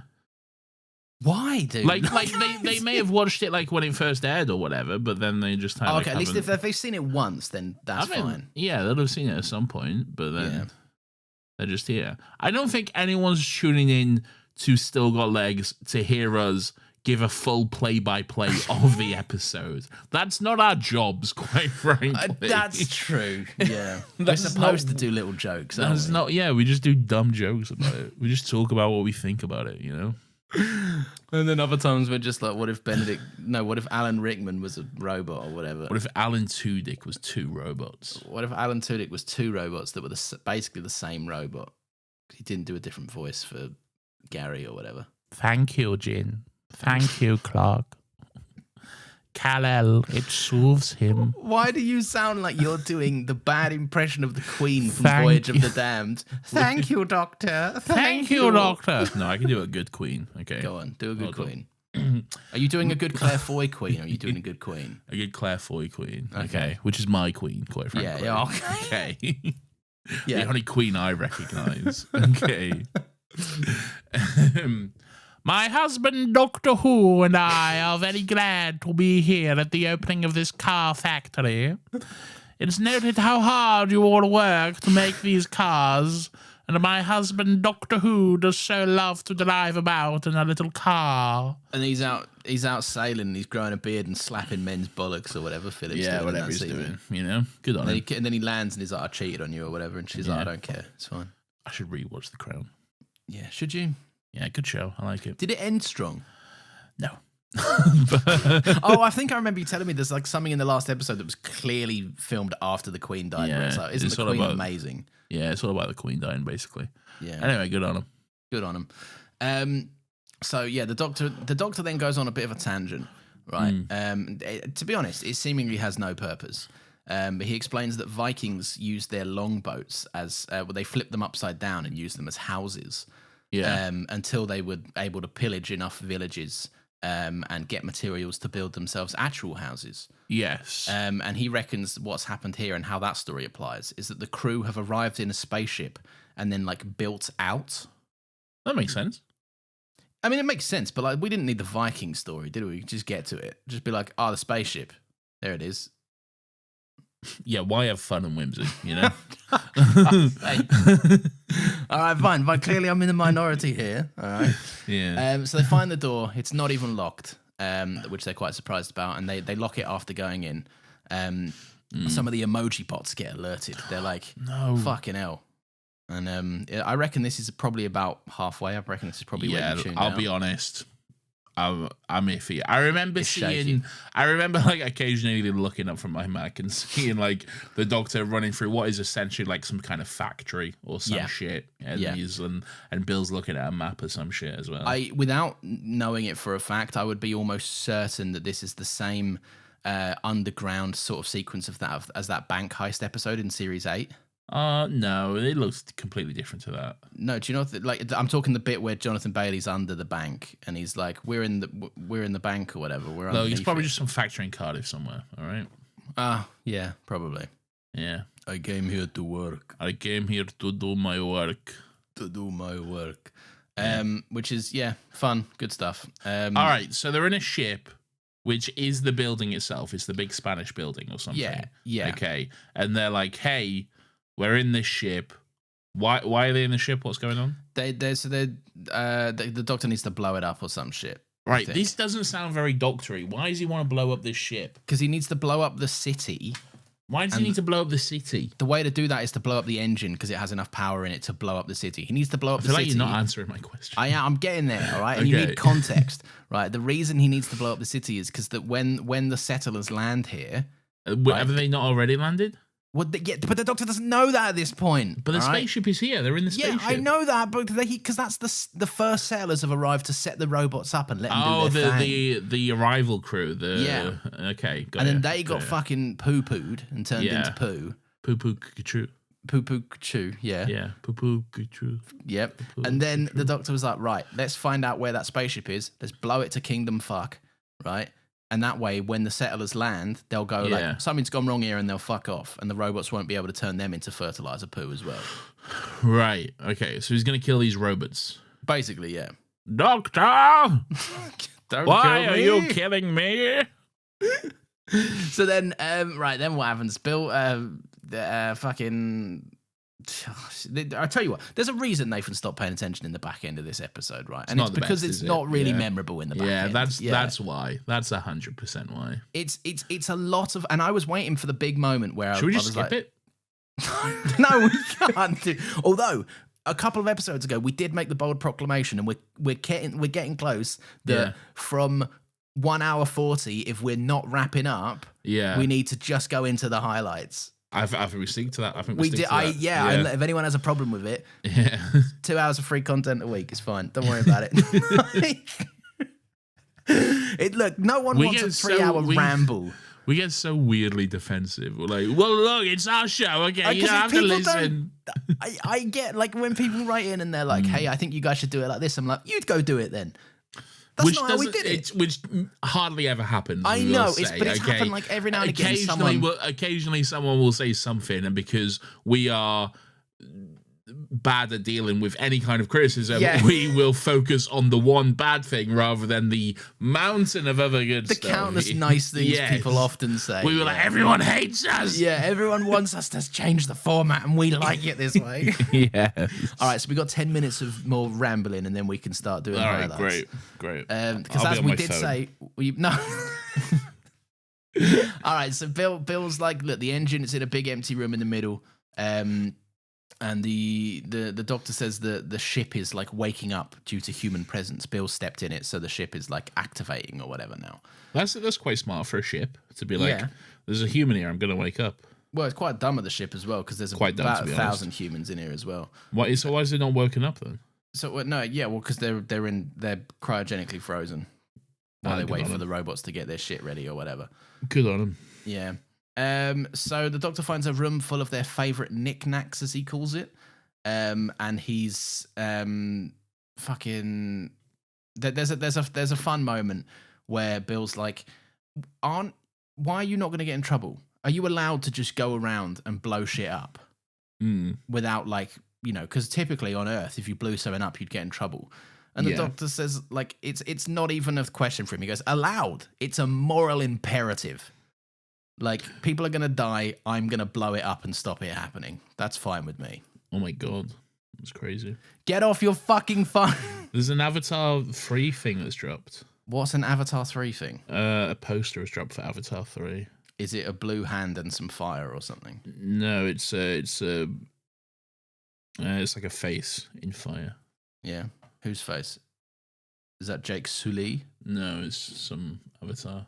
Is it Neytiri? It might be Neytiri. I don't know. Maybe I'm Avatar racist because I can't really tell. It might be Neytiri, or it might be the son that didn't die. You know, the one that's like, bro, what the hell, bro? The Gen Z bro. Yeah. Wait, was that the human kid?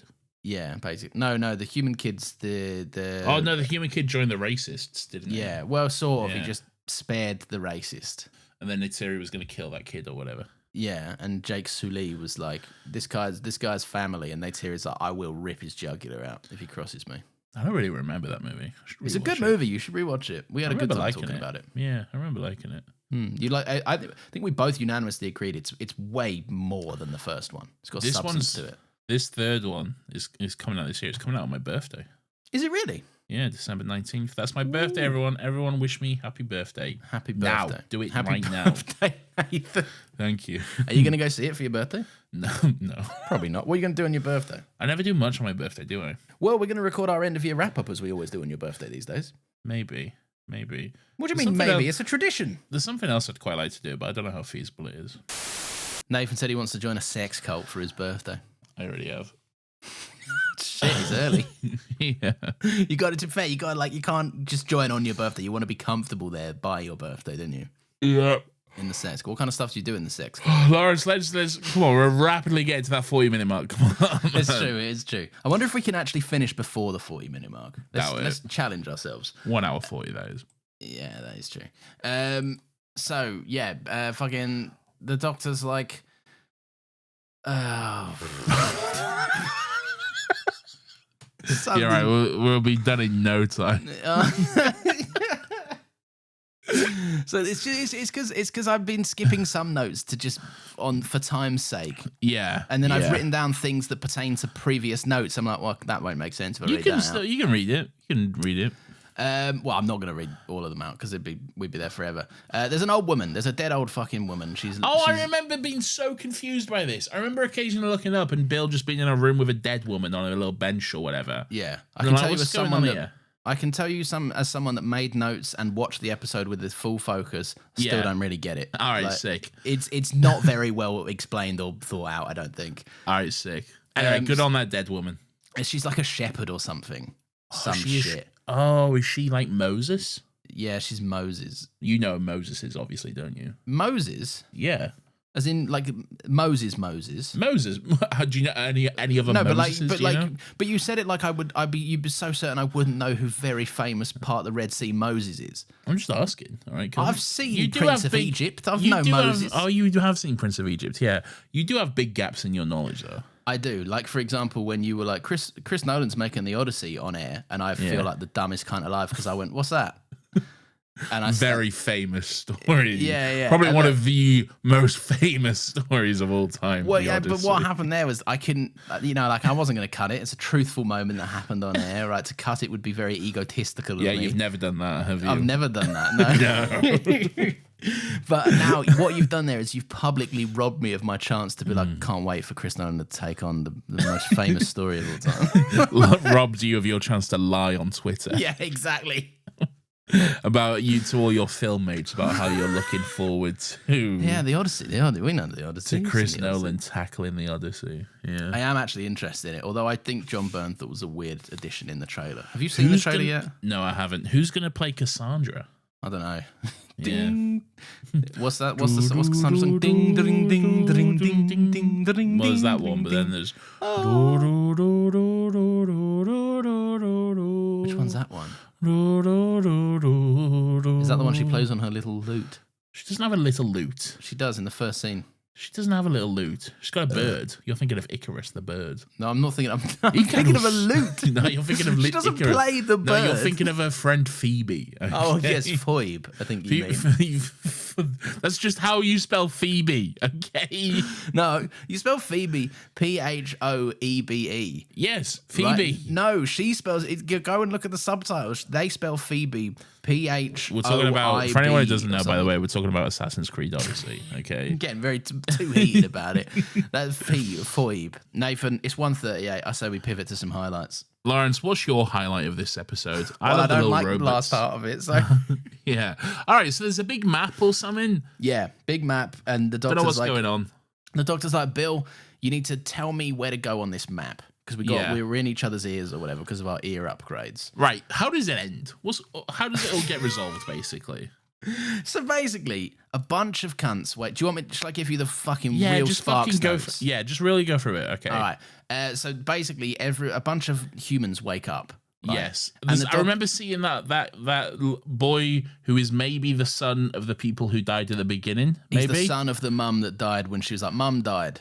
Good on her. And the doctor's got a pendant or something. And he's she dropped a pendant, and the doctor found it in the skull factory when he had mind sex with the dead cunt. skull. Where they make the skulls in the skull factory. Yeah, basically. Go on, continue. So a bunch of a bunch of cryogenically frozen humans wake up, and they're like, "Can't wait! We've set up robots to do the planet stuff. Can't wait to live in fucking the Garden of Eden. We're gonna have a great time." Oh, and Bill was looking at an iPad, and it was like the history of Earth or whatever, and they fucked it. They really fucked it. Yeah. And then she got sad and was like, "Why did we fuck Earth?" Yeah. And the doctor's like, "Because it's sexy. Because the Earth is so sexy. Because it was wearing lingerie." You weren't there, Bill. you didn't know. If you were there, you'd have fucked it too. Look, we all fucked the Earth. We all had it go. We all had it. We all had it. Another Red Dead 2 reference for us. So then they all wake up and the doctor's like, "Listen, all of you humans, right? Before you go out there is a slight catch to your world. Basically, if you're sad about anything, and by the way, you should be, because all of your relatives that came here first are dead. Yeah. Basically, you're going to go out there. If you cry, you're going to get killed. Yeah. Right? There's a little boy out there. He's probably going to get killed when he finds out his mum's fucking paste. Good on him. Right? Good on him. And all the humans immediately then, case in point from what we saw on Bill's little iPad book or whatever, Yeah. they're going to go and just fucking destroy this world as well. They pick up a bunch of guns, and this one particularly vocal cunt is like, "Oh, they killed our family, Doctor. We're supposed to stand and do nothing." Let me tell you, all right, I watched this episode maybe 3 hours ago, okay? Yeah. Genuinely zero recollection. Like, what you're saying is brand new information to me. It's not. I'm paraphrasing it, right? Because it's not bad. Yeah. It's just not particularly good either. Like it's just a bit of the first episode setup. The first half of this episode setup is actually really interesting, and then it just really kind of shits the bed towards the end and just kind of clunks out on its own steam. Yeah. Like it's a bit dull. Good on it. But basically this guy, the doctor goes, "Do you know what? I don't fucking care. Go and shoot him and die for all I give a fuck. I tried." So that's what he just gives up? No, he doesn't give up, but the humans just like push past him, and he's like, "I can't stop you." So they go out. And basically, the guy the little kid's there, and he's like, "Where's my mum? Where's my mum? Don't tell me you made her poo. Don't tell me you made her fertilizer poo." Yeah. And he gets upset, and the robots grab him because they're like, "Can't have kids getting upset here." Then the bloke shoots that robot with a gun, right? A laser gun of some description, and it actually works. And I'm thinking, to be honest, they would have had a better chance if they all just went out and shot all the robots immediately. But then who's going to do all the work? Yeah, true. That's Yeah. ridiculous, frankly. Yeah. Not me. I'm Not a me. human. No. So then, the doctor. What happens then? This is kind of the crux of the episode that changes the title. Why don't they just make these robots to not do this? Well, this is actually the interesting part of the episode. Okay. The robots actually really want to help the humans. It's just that when someone died in the civilization for the first time, and the humans processed grief, and it was the first show of sad emotions they'd had. Yeah. Right? They were like, "We don't know what to do with this, and you told us to build you the perfect world where everyone would be happy forever. Yeah. So I guess we'll just eradicate this sad cunt." Yeah. Yeah. Yeah. Yeah. Like, I don't feel I've got your full attention, Nathan. I don't know why you would think that. That you're on a Discord message or something. looking at Yeah. it. Why are people asking me for money? No one cares. Figure this out after. Why are people asking me for money on Discord? Do you have know. something to do with this? No, I don't have anything to do with this. Oh, yeah, no, I do have something to do with this. Sorry, I did say that it was your fault the episode was late, which is not entirely true. It's not entirely false either. No, it's also not entirely false, but it was more of a collaborative effort, this lateness. And I said that because it's late, Nathan's promised to give everyone £5. All right, sick. Anyway, I'm not doing that, by the way. Have fun with that, yeah. I'm not doing that. Anyway, go on. Right. So the human guy shoots one of the robots, right? And Let's call him Barry. Let's call him Jeff. Jeff shoots the robot. Okay. Robot goes down like a sack of shit.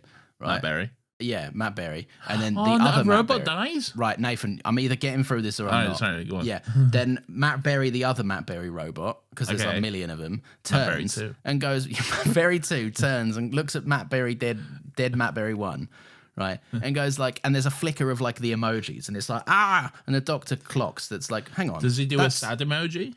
Yeah, no, it doesn't. It kind of like flicks between a couple. And the doctor clocks at like, that's rage, that's sadness, that's a bunch of things.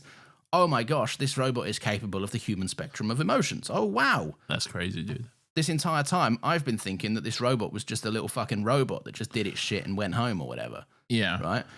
So the doctor at that point goes like, he basically goes, do you know what is so good about me when I play chess? I've got a secret move to make sure I always win.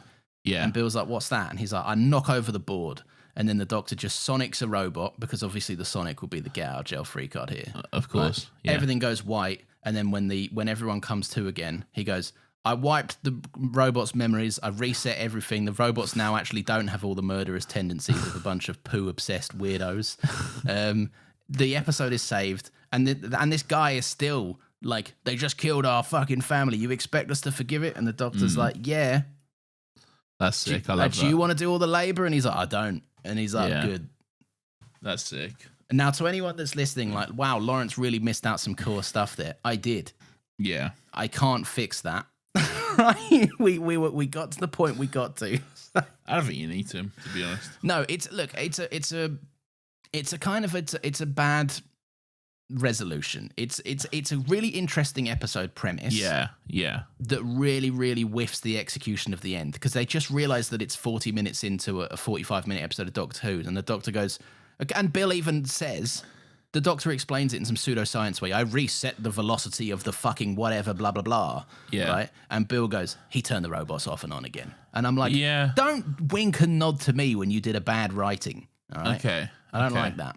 Yeah. I mean, I think there's clearly a reason why I was more inclined to pay attention in the first half of the episode than the second. Yeah, really. for sure. I feel like it definitely kind of doesn't hold up throughout the entire runtime. I'd say. It's just a bit like I say, it starts strong, ends kind of bad, and yeah, they don't really do anything with the premise because there's no one else there. Like, there's actually some really interesting concepts. The only surviving language from Earth is emojis, because we've lost touch with how to connect with people on a real level. Like, but everyone's... Oh, well, no, I was going to say everyone's speaking English, but TARDIS, isn't it? Yeah, TARDIS, yeah. So. But that's an interesting concept. Another interesting concept is a robot that's job it is to make things good, makes things so... It's Ultron, isn't it? Spends 5 minutes on the internet and goes, nah, you're beyond saving. Yeah. Let's start which is everything. Like, that's not just Ultron, that's Terminator. That's these stories have been told countless times for years and years and years, and the reason is because it's an interesting story and you can do interesting things with it. You can also do interesting things with it as well.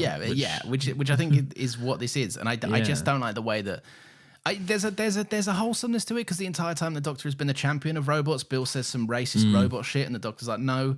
And then at the end, the Doctor goes, he has a really lovely line about how he was ignorant to the Vardy, the robots, being this emergent new species that were paving their way and growing and maturing in front of the Doctor.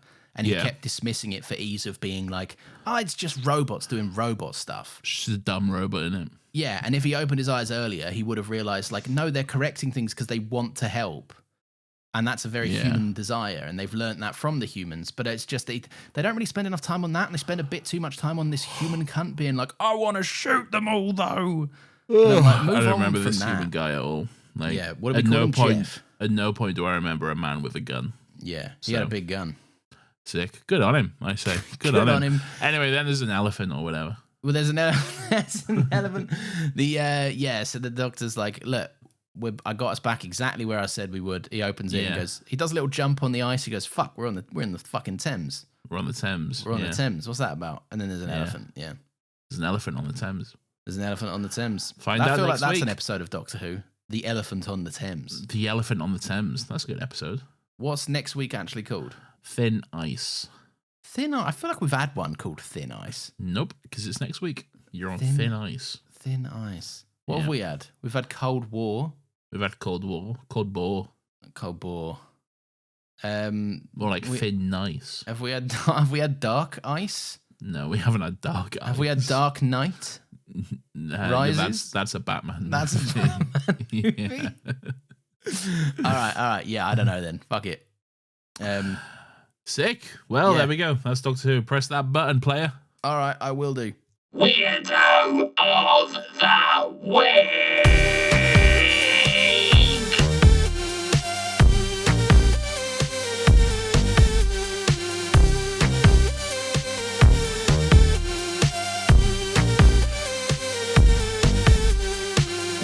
This is everyone's favorite section of the show where we get to take a chance to look back and reflect on some of the weird and wonderful and grubby little cunts who come across our screens each and every week. Lawrence, you changed mid-episode, so we're all very excited to hear who is your weirdo for this week. So, if you'll recall, one of the robots gives Bill a portion of weird blue algae cube, right? Bloob. Yes. Yes. And then they give the doctor, because they've registered 2 heartbeats. Two heartbeats. They give the beating as doctor one. 2 bloobs. 2 bloobs, yes. Now, the robot is my weirdo this week. Pray tell why. Because if you detected what you assume is 3 heartbeats, Yeah. you would then logically make the leap that 3 bloobs should be presented on 3 individual plates. But they didn't do that. They didn't. They detected 3 heartbeats, but in 2 bodies. Well, you don't know that. They just said the heartbeats. You're making up the bodies thing. And don't try and play like you've had any fucking kind of recollection on this episode. And I know this scene. I saw this scene. Actually, you did prove that earlier, didn't you? Yeah, exactly. All right. Well, anyway, it's my weirdo. Do you want me to revert to my other one? No. I My mean, other one is the if you kid want. that can't act. I don't know who this kid is, but good on him. The kid goes. The Bill's like, "Don't cry, don't cry," and it cuts to the kid, and the kid is just so not crying. He just does not know how to act. Good on him, I reckon. Yeah. Mine is the woman at the beginning who tells her sister or whatever that their whole family is dead before really explaining what the fuck is going on. Like, tell her she can't fucking react first of all. Like, tell her probably some just basic understanding of what is happening. You know? It wouldn't be hard, would it?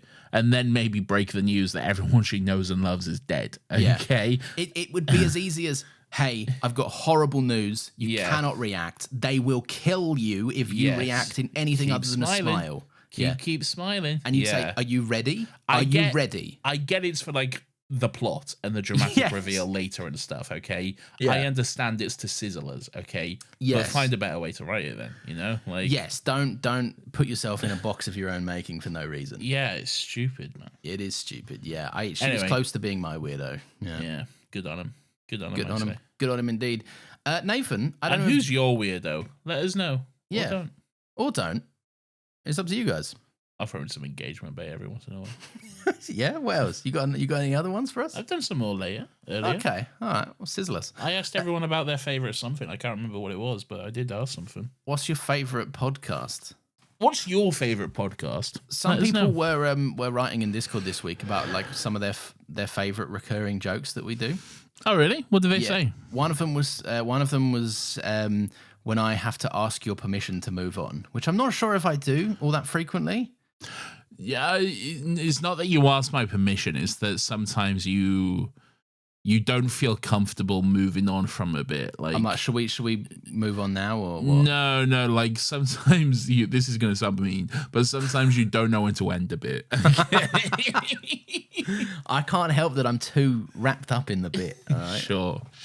Another one was when we get into even remotely over 18 discussions and we shout at Nathan Jr. to go to bed.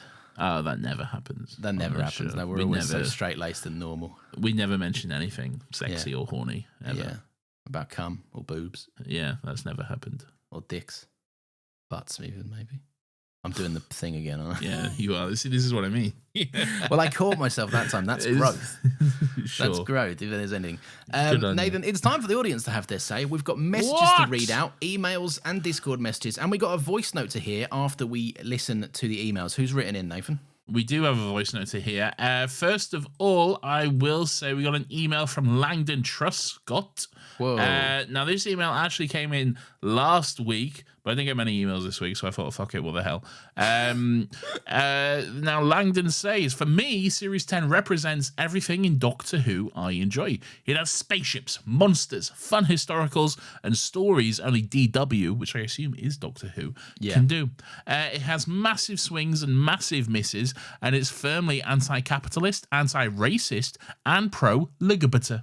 which I believe is LGBT. Yes, now I'm on the same page. Yeah. It's not perfect. Lord knows it's not. But in fairness, that is because Moffat's mum passed away during the writing of the series. So my heart goes out to him. I didn't know that. Bless him. Seeing as this wasn't even supposed to be written by him, it was I'm keeping DW again. I believe that's Doctor Who on air for longer series. But this series has so much charm, so much joy and wonder, which was missing in the last few series. I'm going to disagree with you there, bro, but okay. Yeah, come on, man. Series 9, come on. Sure, the last series had, to quote, rich and interesting storytelling, and why wouldn't you want to explore that in quotation marks? I feel like this is going to be a dig at me. Because, Nathan, a lobster biscuit, a lobster biscuit, if that's how you pronounce that, is a labour of skill, and it's rich and intense, but sometimes you just want mum's lasagna.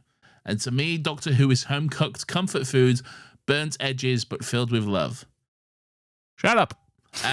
Wait, so hang on. Is there a general consensus that season 10 is like less dense than series 9? I think season 10 is less dense than series 9. Yeah. Okay. All right. Yeah, it is. It is.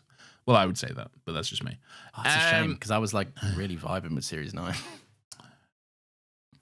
The series 9 is my favorite series. Oh yes, I remember you saying. Series 9 is it nothing reaches the heights of series 9 for me, but hey. Yeah. But that's not necessarily a bad thing, you know? Yeah. Plus, this TARDIS team is the best TARDIS team, don't at me. Distinct characters, each working in harmony with each other. 12 at his best is a mad professor, running around and being a mysterious mentor. Nardole is comic relief and also helps with exposition, allowing the Doctor to be a bit more alien. And Bill is a perfect audience surrogate IMO, and most normal companion there is, ?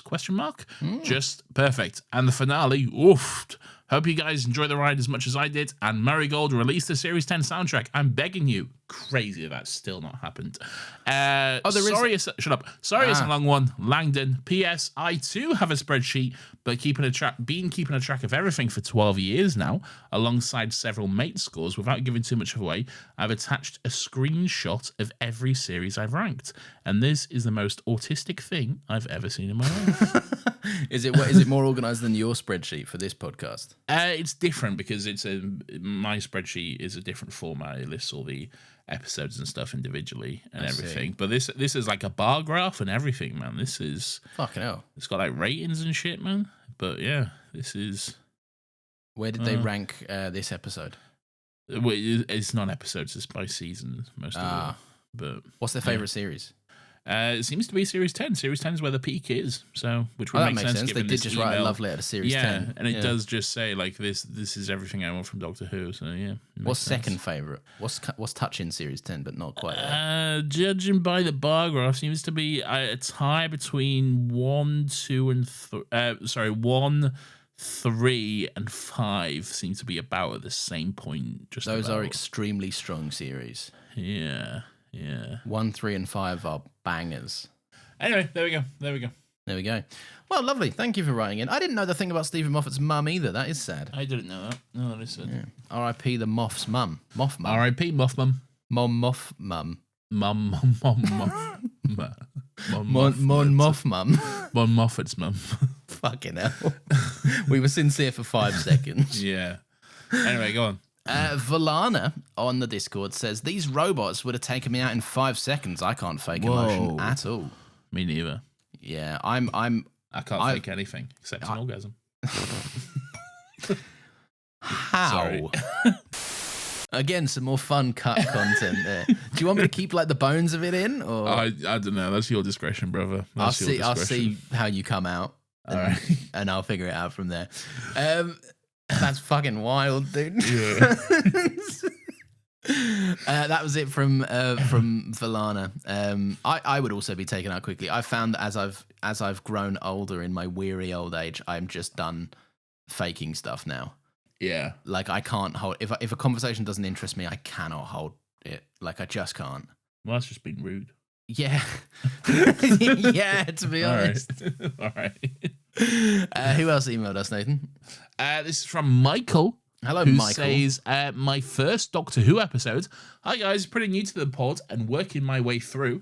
I just finished season 4, so I'm a bit behind. I just wanted to email and share my story of the first time I watched Doctor Who, and I didn't even know it. Quite a few years ago, I was working as a caregiver doing overnights. The client usually just slept through the night, but I had to be there just in case they needed help during the night and then help them get ready and make breakfast in the morning. So mostly I'll just be sitting in there. Help me! I'm no, I'm old sleeping. and I can't hold a spoon. So mostly, who's making fun of this person, Joe? Okay. So mostly I would just be sitting there watching TV. One night I was flipping through channels and came to a channel that had the weirdest things going on I had ever seen on TV. There was talk of the Titanic crashing into Earth and America's fat attacking people, and I had no idea what was going on. It was an old TV and there was no guide or anything, so I had no idea that this was Doctor Who. Anyway, a few years later, a few friends of mine had been pushing me to watch Doctor Who, and so I eventually started it. I saw the Titanic episode and the Adipose episode, and nothing clicked for me until I saw Turn Left Again, and I was in shock to see that I had already seen most of this episode years later. Also, just wanted to say that I am also for longer episodes. Do you remember when we was worried about that? Like around about series like 4? 5 minutes ago. Yeah. I like to listen to podcasts while I play games that I don't have to put too much attention into, like Stardew Valley or The Binding of Isaac. I know I'm late, but I will be joining the Waters of Mars Suicide Pact if it is not 6 hours long.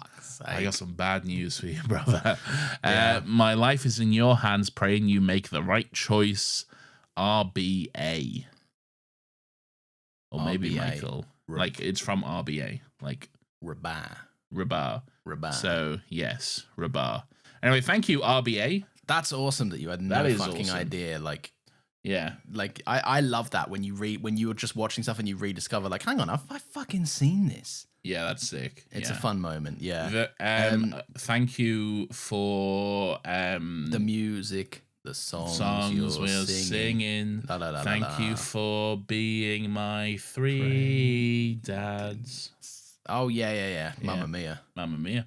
Mamma mia. That's a spicy Mamma mia. That's a spicy 3 dads. Yeah. Anyway, good on you. Good on you. This one comes in from Serial Experiments Pickle. Oh, God. Right. Everyone stop changing their names. Yeah, I'm sick of it. I've added up to here. Pierce, can I change the rules? No. Can I make it so that, no, like not in the rules, can I physically change the server in any way that means people have to choose what their name is and stay that name forever? No.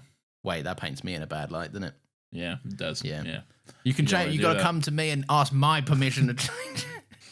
Only once I agree. JK Heisey over here. No.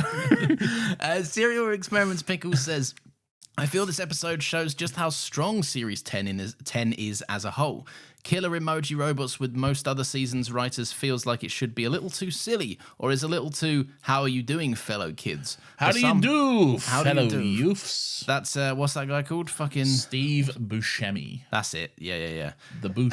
But it somehow ends up being a sleeper banger. Don't know about that one. Yeah, I don't know about that one. Sleeper banger's strong.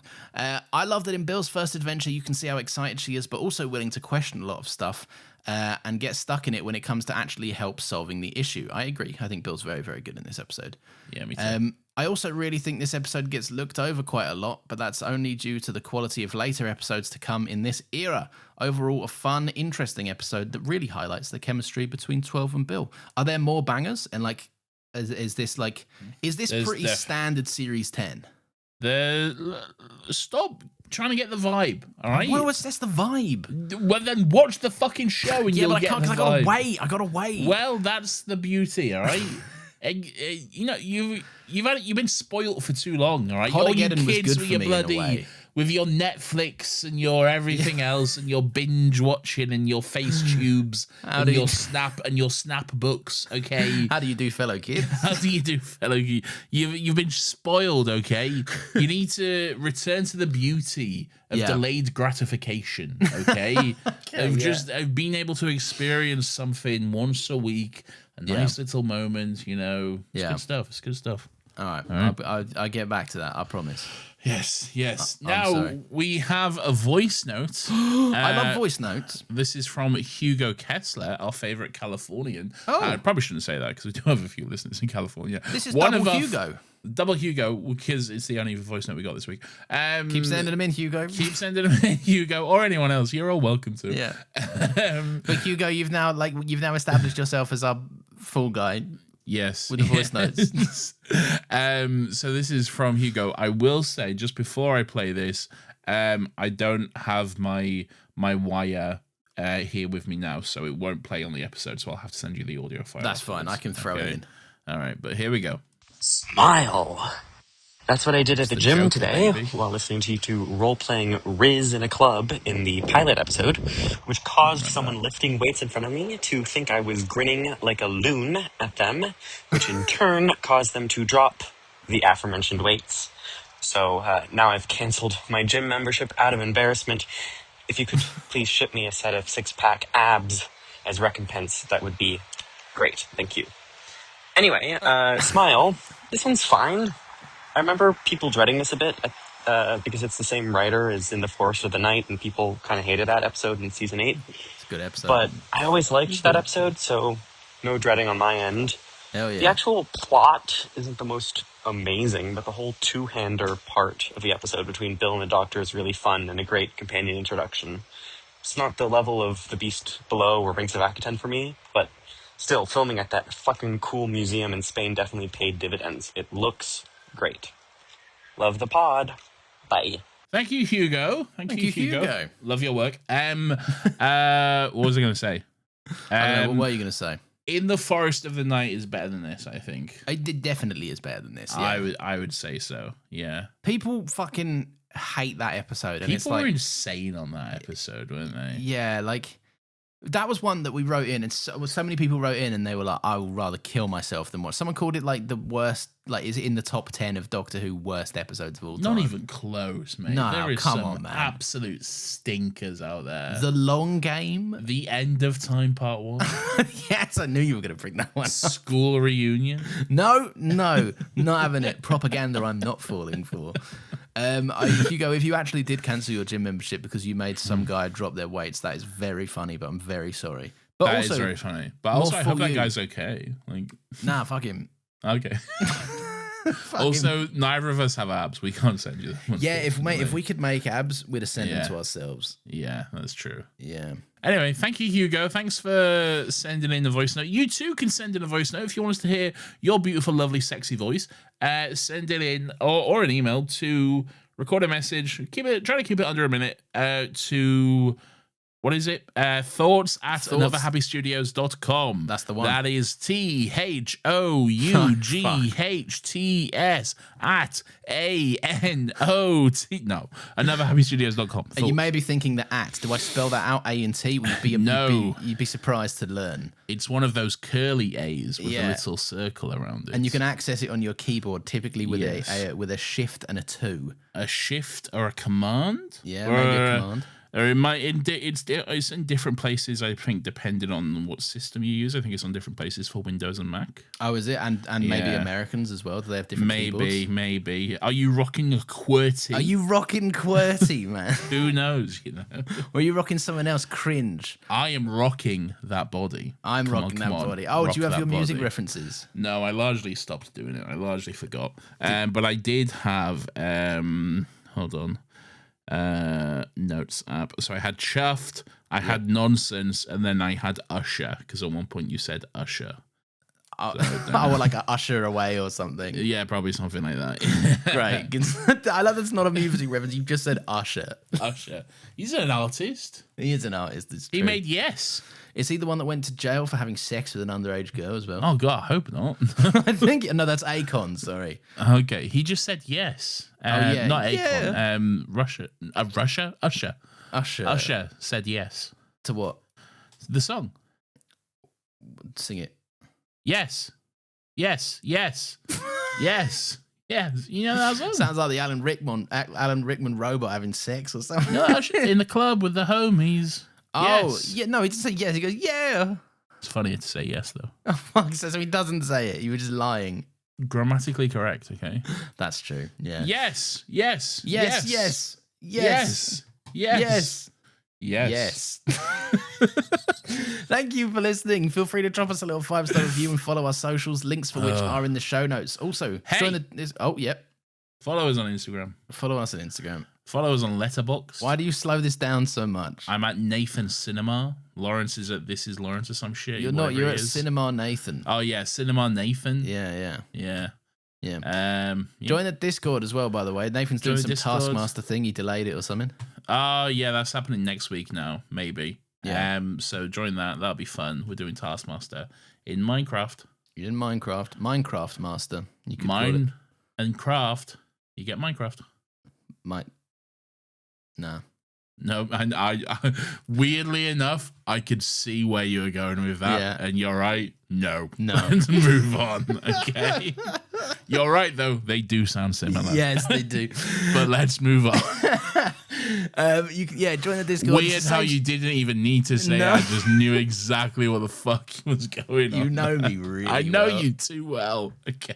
The fucking Discord, man. It's an inclusive safe space with a bunch of nerds, right? You can make some friends. You can chat about whatever, not just Doctor Who. Everyone's more than welcome, unless you're weird, in which case you're not.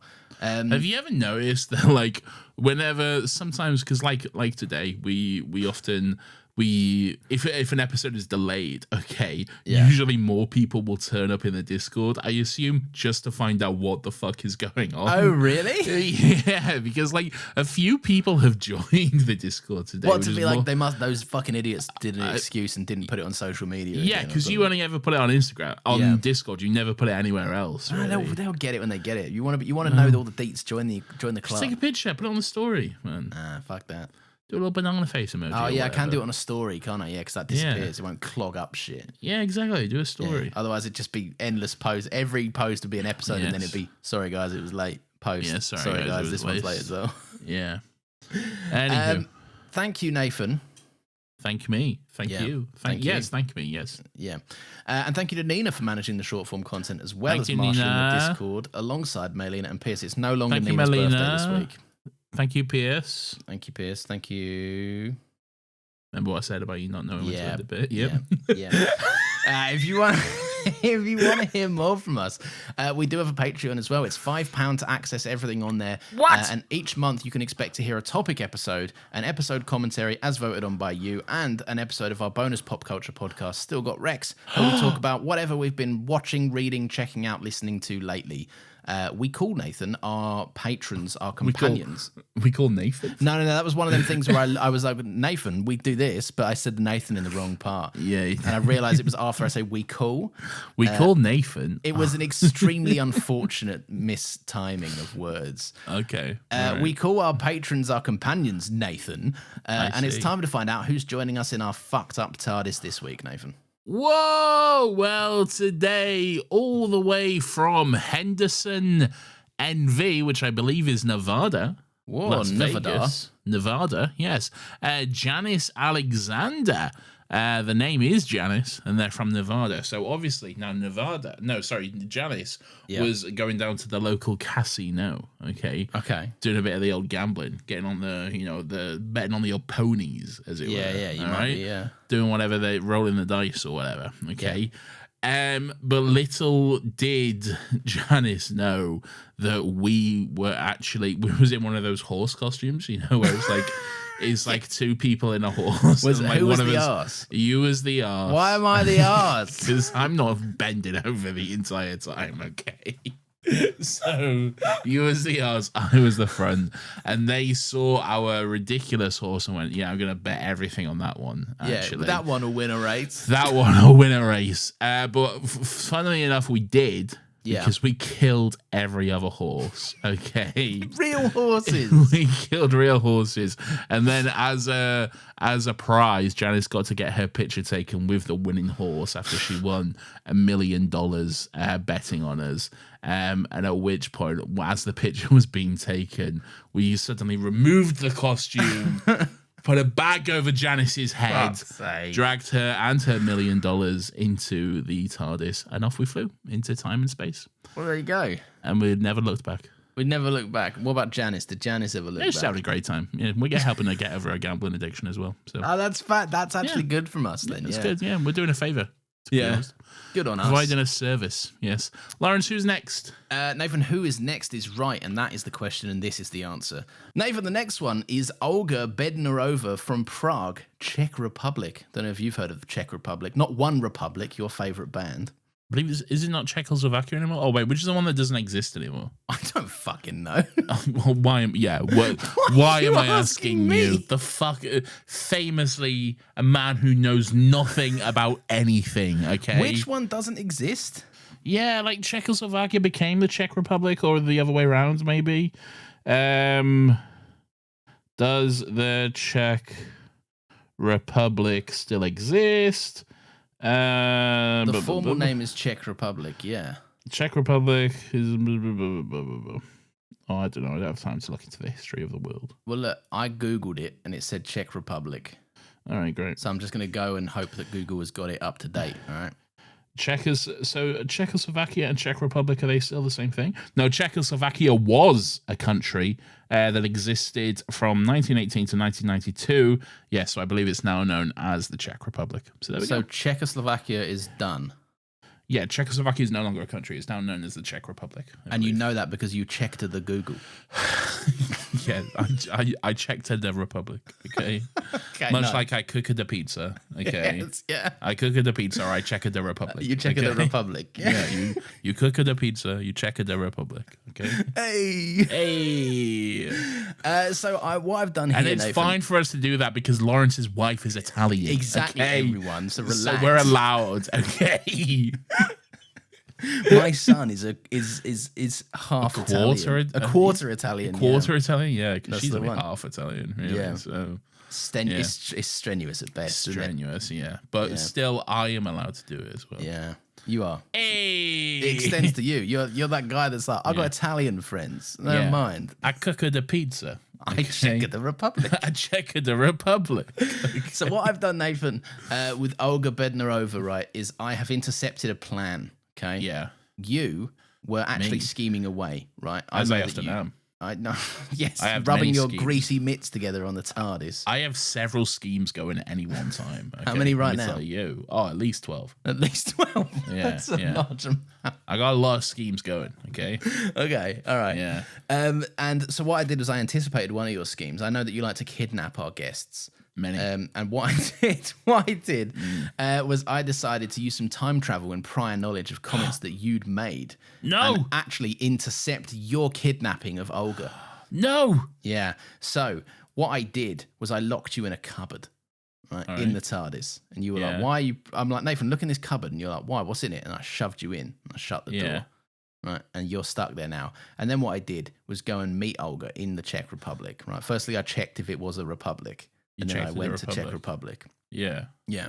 I found Olga and I said, look, right, we're going to come show you this TARDIS. Right. I want you to see it. Like she was, firstly, they were like, fucking, I'm not going with you. You're a maniac. You're a creep.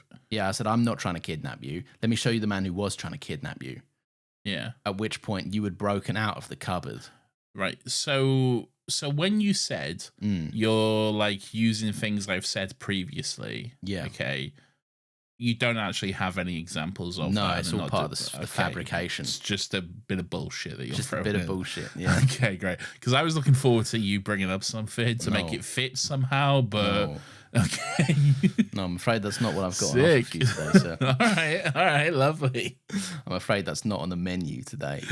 All right. But anyway, yeah, we got back. You'd broken out the cupboard. You kidnapped them, and I tried to say no, but I was Yeah. powerless to stop you. As you often are. Hmm? And we'll leave that there. So that's it, Nathan. Who joined us this week? Thank you, Olga. Thank you, Janice. Thank you both very much for choosing to support us on Patreon. It means the absolute world to us, and we hope you enjoy all the lovely, wonderful, and frankly lackluster benefits that are up there. It's very, very true. No, we like them, but we're biased. We are biased. Yeah, we're biased because we do. Do you ever listen back to some of them? All of them, actually. Weirdly Do you enough, really? I do actually listen back to all of them because I don't know, they're quite fun. Because it's a different vibe to this because we fuck around, and if fucking hell, we fuck around on this a lot. But like, Yeah. we are so loose and fuck around so much on Patreon. We really do, like, yeah. if you like us fucking around, it's just basically that all the time. The episode basically. commentaries are often conversations just largely unrelated to the episode we're talking Yeah, about. like if you're wanting to listen to the episode commentaries and actually want to hear insight and thoughts on the episode, Yeah. might not be for you. This is not, yeah. Yeah. Might not like- be the podcast you're looking for. And to be you're the honest. fool, because you thought an episode Yes. commentary might have some commentary on the episode. We'll occasionally mention it, you know. Yeah, well, so every now and again we'll go look at the hair or look at the suit or whatever. Lawrence always tries to bring some facts. I do. They're often bad, and I mostly do them now just because they're annoying. Yeah, much to my annoyance. Yeah, which is why. Yeah. But I think it also gets us out of some conversational low points every now and then. I don't know about that, but hey, Hey. we have a good time. Good time starring Robert Pattinson, directed by the Safdies. Twilight, starring Robert Pattinson, He's in there. directed by someone. Thanks for listening, everyone. We'll see you next Monday. I hope everyone has a lovely time. Nathan, I think they should stay sexy and stay beautiful. What do you think people should stay? I think they should stay rocking that body. Come on, rock that body. Rock your body. Rock that body. Come on, rock that body. Rock that body.